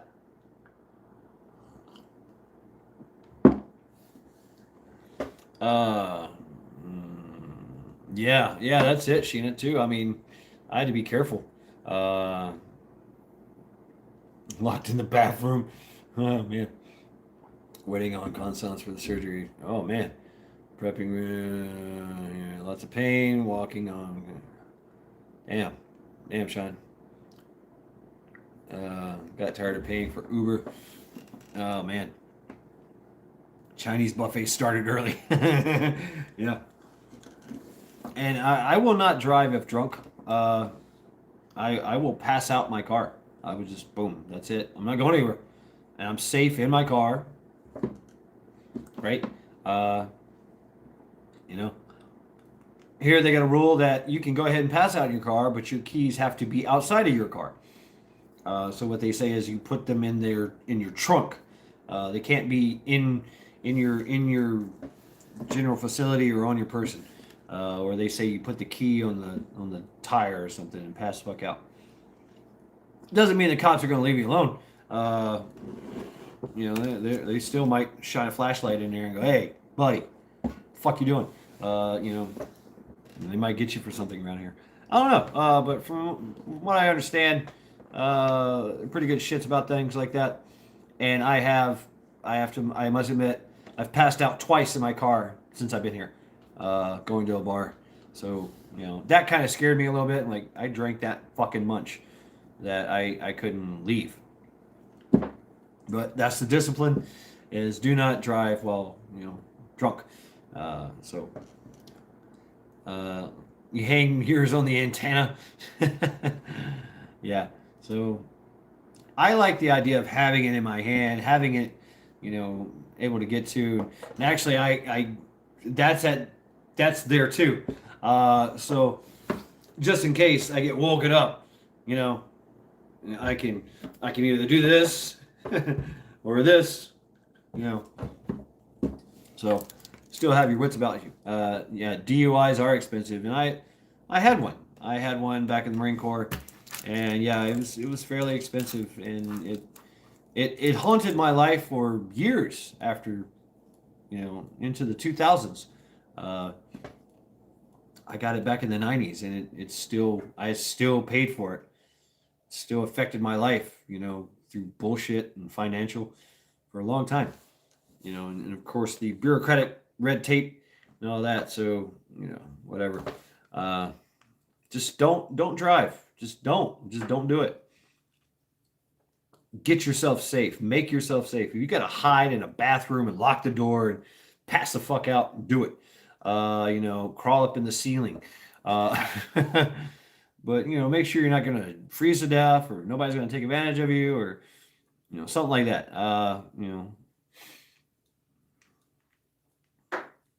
Yeah. Uh, but I'm usually always armed.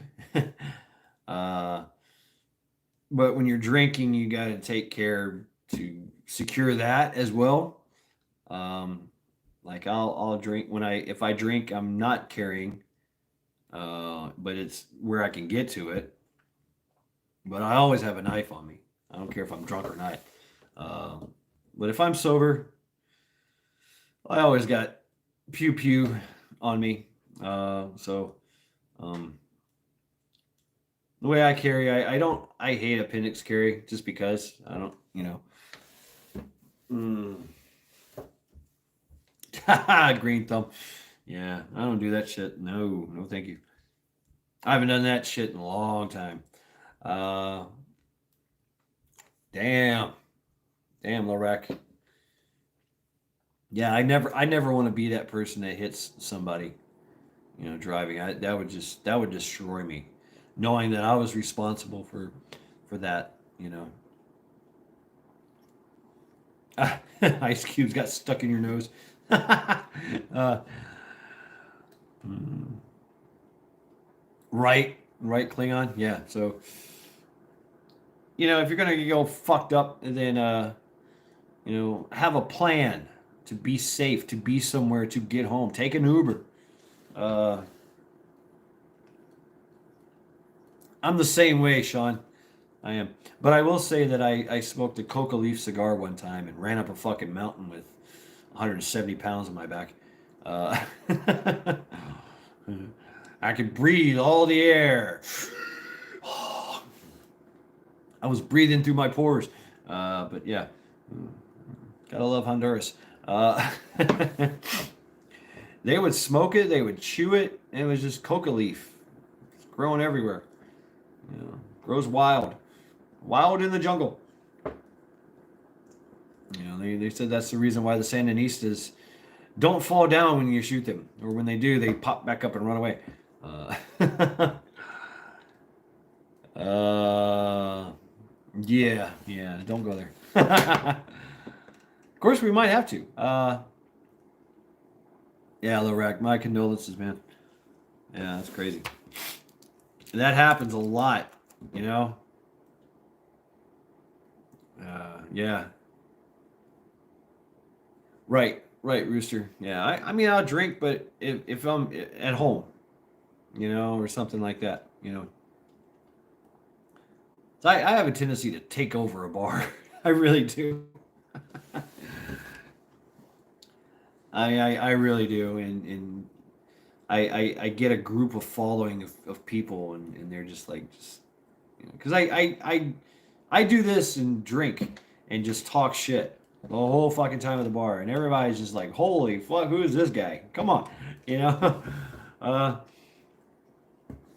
and so it gets a little crazy sometimes, and next thing you know, I'm hanging out with bikers and strippers, and I'm like, fuck, how did this happen?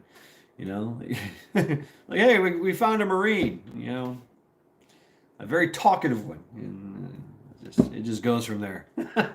So I gotta watch it. Yeah, right, Lorek. Yeah, I mean yeah. I mean that's the thing is and Havamal, uh, the words of Odin. You ever get a chance to read those, and he talks about that is if you're going to drink with people, keep your wits about you. Don't get drunk. Keep your mouth shut. Keep your ears open. Me, I'm both. I talk shit and yeah. Well, I mean, it's yeah. Pig fights with the drunk marine. Sometimes it happens, but most of the time I'm just like, man, shut up. Uh, like, hey, don't hurt yourself. And that's my favorite one. If somebody wants to pick a fight with me, I'm like, hey, don't hurt yourself, please. Not on my account. I would feel bad. Uh, I kind of talk my way through it. And then, like I said, I got a group of friends around me that they're just hanging out, and they're like, no, no, no, chill, so, and I guess because most bikers are veterans anyway, they got stories too, and everybody's got stories, and my stories inspire their stories, and it's just a vicious cycle of stories. Yeah, yeah, yeah. You always brought, and yeah, I'm a bouncer too. I mean, I did a lot of bouncing in the bars and clubs in Myrtle Beach. So, you you just kind of know how to deal with shit like that. You just diffuse a situation. Like whatever, man. Come on, chill. Uh, mm, you just get to that point where you're just kind of immune to it. And if somebody picks a fight with you, you're like, come on, man. Do we really got to do all this? I'm an old man. You beat me up, then fine, great. Congratulations, you just beat up an old man. Aren't you the fucking douchebag? Kind of guilt trip them before they even get started. Uh, Even though you could probably whoop their ass, but that's how I kind of deal with it. Or I just I have been known to do the Irish goodbye. That's a cool one too. Just I've done that, and you don't feel the vibe. You don't like it. It's a bad area, bad people, whatever. You just kind of like, I'm going to the bathroom. I'll be right back, and just poof. See you later. Go out the back door. Hey, I'm going outside for a smoke. Just don't come back. Get in your car and leave. Boom. See ya. Fuck you, bitches. I'm out. So. Oh man. All right, folks. I'm getting a little tired. I really am. Yeah, and I know, right, right, Sheena. I don't want to fight. I don't want to go there. I don't want to go El Berserko. I don't want to do that. I don't want to hurt nobody. I really don't have to. If I can walk away from the thing, yeah, I'll do it. If I can talk my way out of it and make them look like an asshole, yeah, I'll do that too. Uh, you know, but I really don't want to fight anybody, especially if I'm having a good time. I'm here to have a good time. Leave me the fuck alone. you know? Uh, or I get creative. I get really creative, lock him in a bathroom or, lock him outside or something, or just something stupid. And they're just like, oh shit, outsmart them, outwit them, keep your wits about you, right? And so, there's ways around, there's ways that you can combat them. I remember that one guy, I went to school with him, and of course I was still in the Marine Corps. Thank you very much, Sheena. Yeah, one last story, and I'm out of here. Fighting story, and he had just he had I was there hanging out with a girl that we kind of liked each other in high school. We never really had a chance because she was dating this one guy, and she, I liked her, she liked me, but she was still dating this guy. And so I came back from leave, and we had kind of been writing, and she's like, hey, and we're writing and calling each other, and she was like, hey, meet me at the pool hall, and I was like, okay, I'll be there. And I actually picked her up and took her, so it was kind of like a date. Uh, and so I took her on this date to the pool hall where she liked to dance. I wasn't really a dancer. I was straight up Marine, haircut and all. And there was this kid there that I went to school with, Good night, Larak. Good night, Sheena. Thank you very much. Thank you all. And yes, yes. Uh, and so this guy was there, and he liked her. He liked her very much, and the more he drank, and he had told us that he had just gotten a fight like a day ago, and his jaw was wired shut while he was at the bar drinking. Like somebody had broken his fucking jaw beforehand, a couple days ago. And he's talking like this, but he could still drink, he could still smoke, and he got all fucking uppity on me. Like fuck you, you come back, you left and came back from the Marine Corps, and you think you're all big and bad, and you got the girl that I like, and I'm gonna kick your Marine ass. And I was like, no, come on, man, chill. No, you don't. No, we don't want to fight.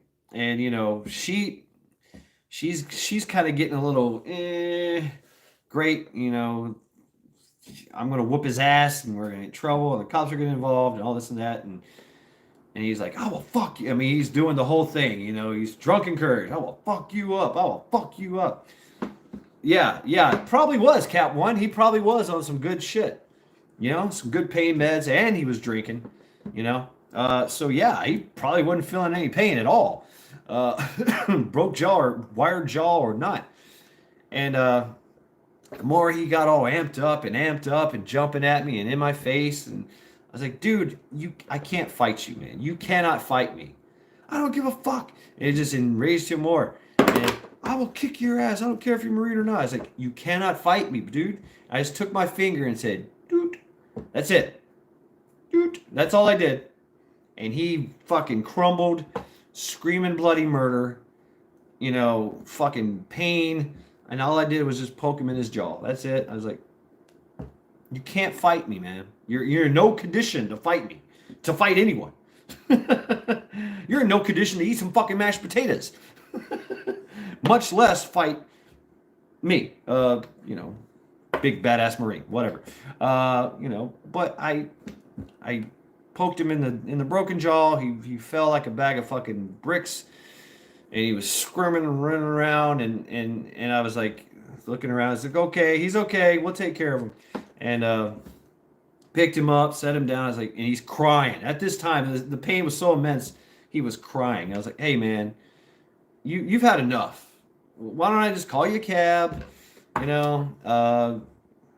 Sober up. Would you like some coffee? Something, chill. And he's crying. Now he's the crying drunk. Man, I always wanted the girl.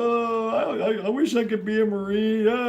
My life is shit. And I'm like, yeah, it's okay, man. It's okay. We'll take care of you. You got friends.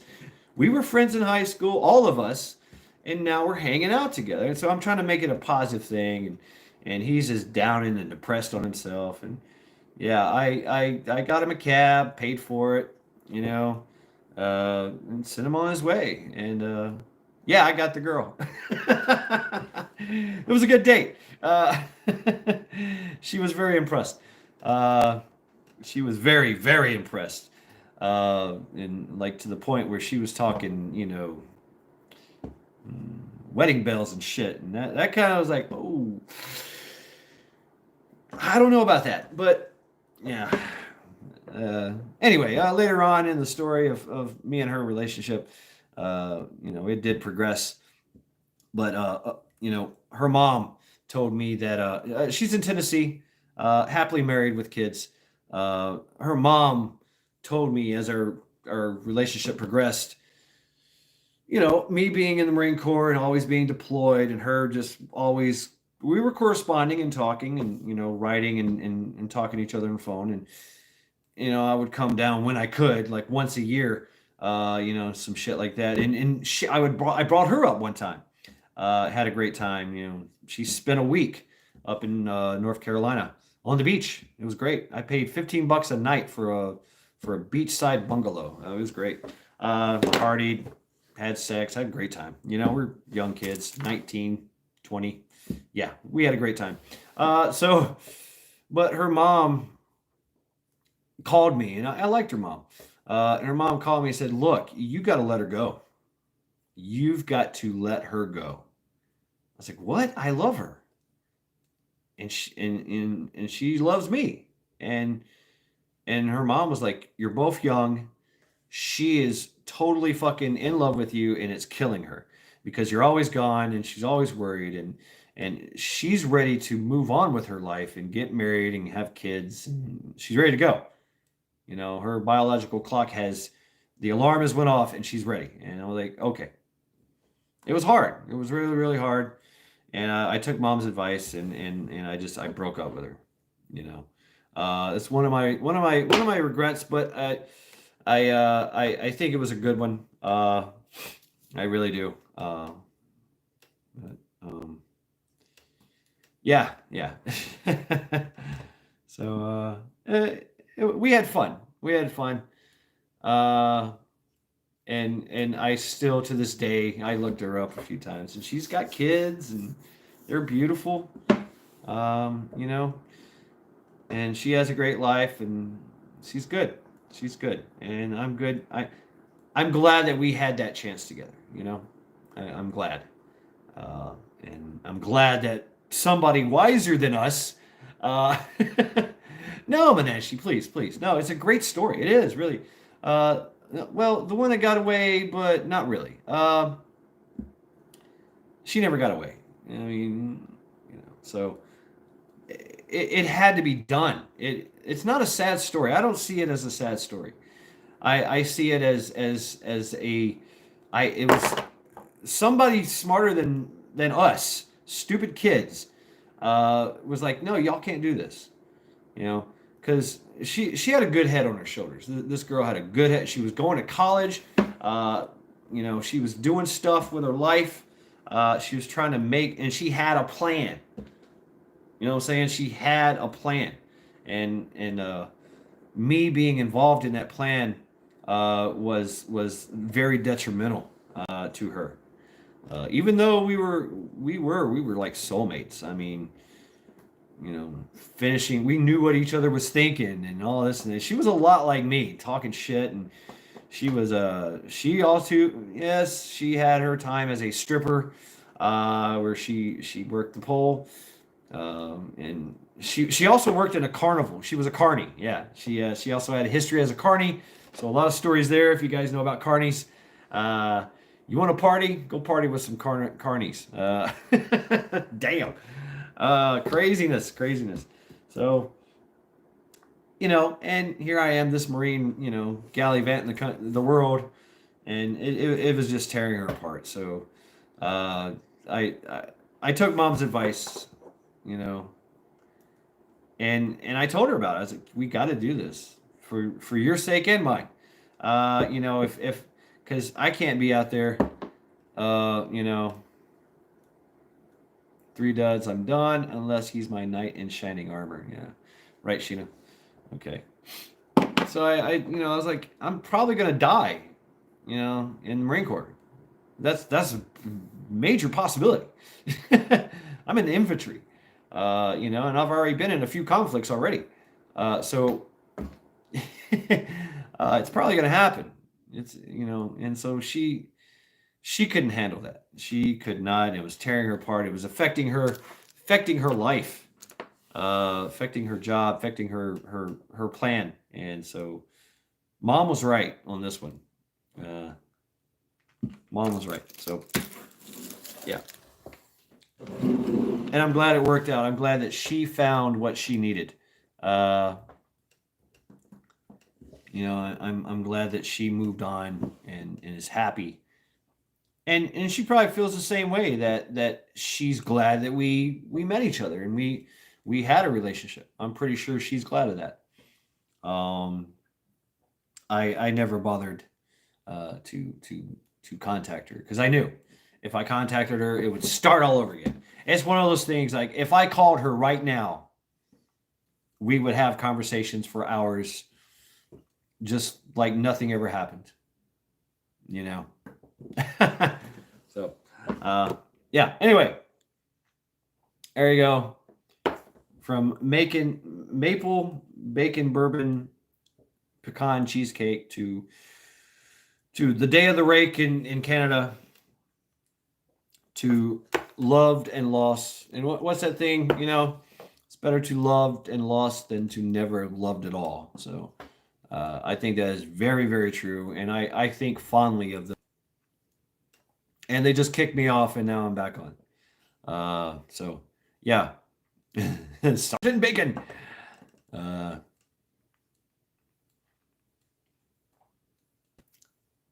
Well, folks, I am extremely tired now. Is it, Sheena? Right on. In your case, word events don't count.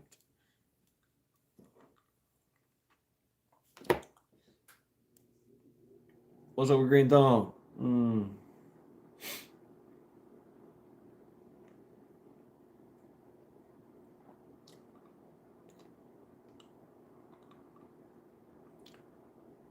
Man, oh man, I'm sorry. I'm sorry to hear that, Green Thumb Prepper, man.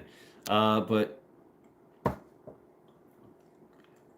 yes, oh, I'm sorry, Manatchi. I don't mean to do that. It for me. It's a feel good story. Actually, it's actually a feel good story.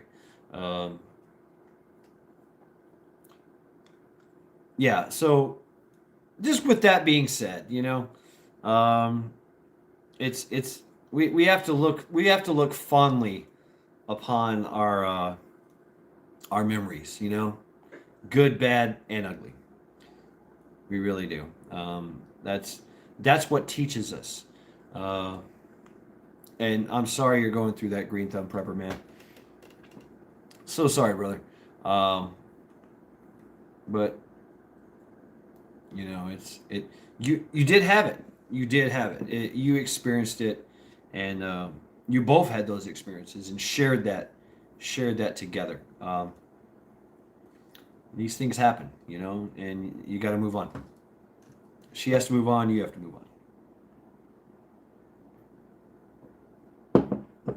Because you never know. You never know what's around the corner. You never know what's down the road. Right? All we have, which I think has been the point of this whole thing, is speculation. Right, right. Tears of joy. Yeah, exactly, Mananchi. Tears of joy, man. Tears of joy.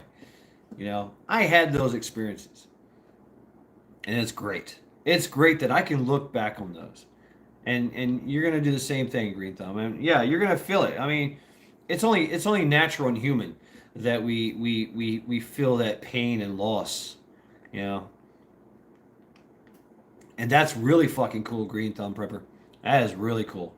Because I've been there too. Is leaving on bad terms, and that always feels bad. It really does. But yeah, if sometimes it's for the best for people to leave. So I'm sorry if I bring it up and it brings up.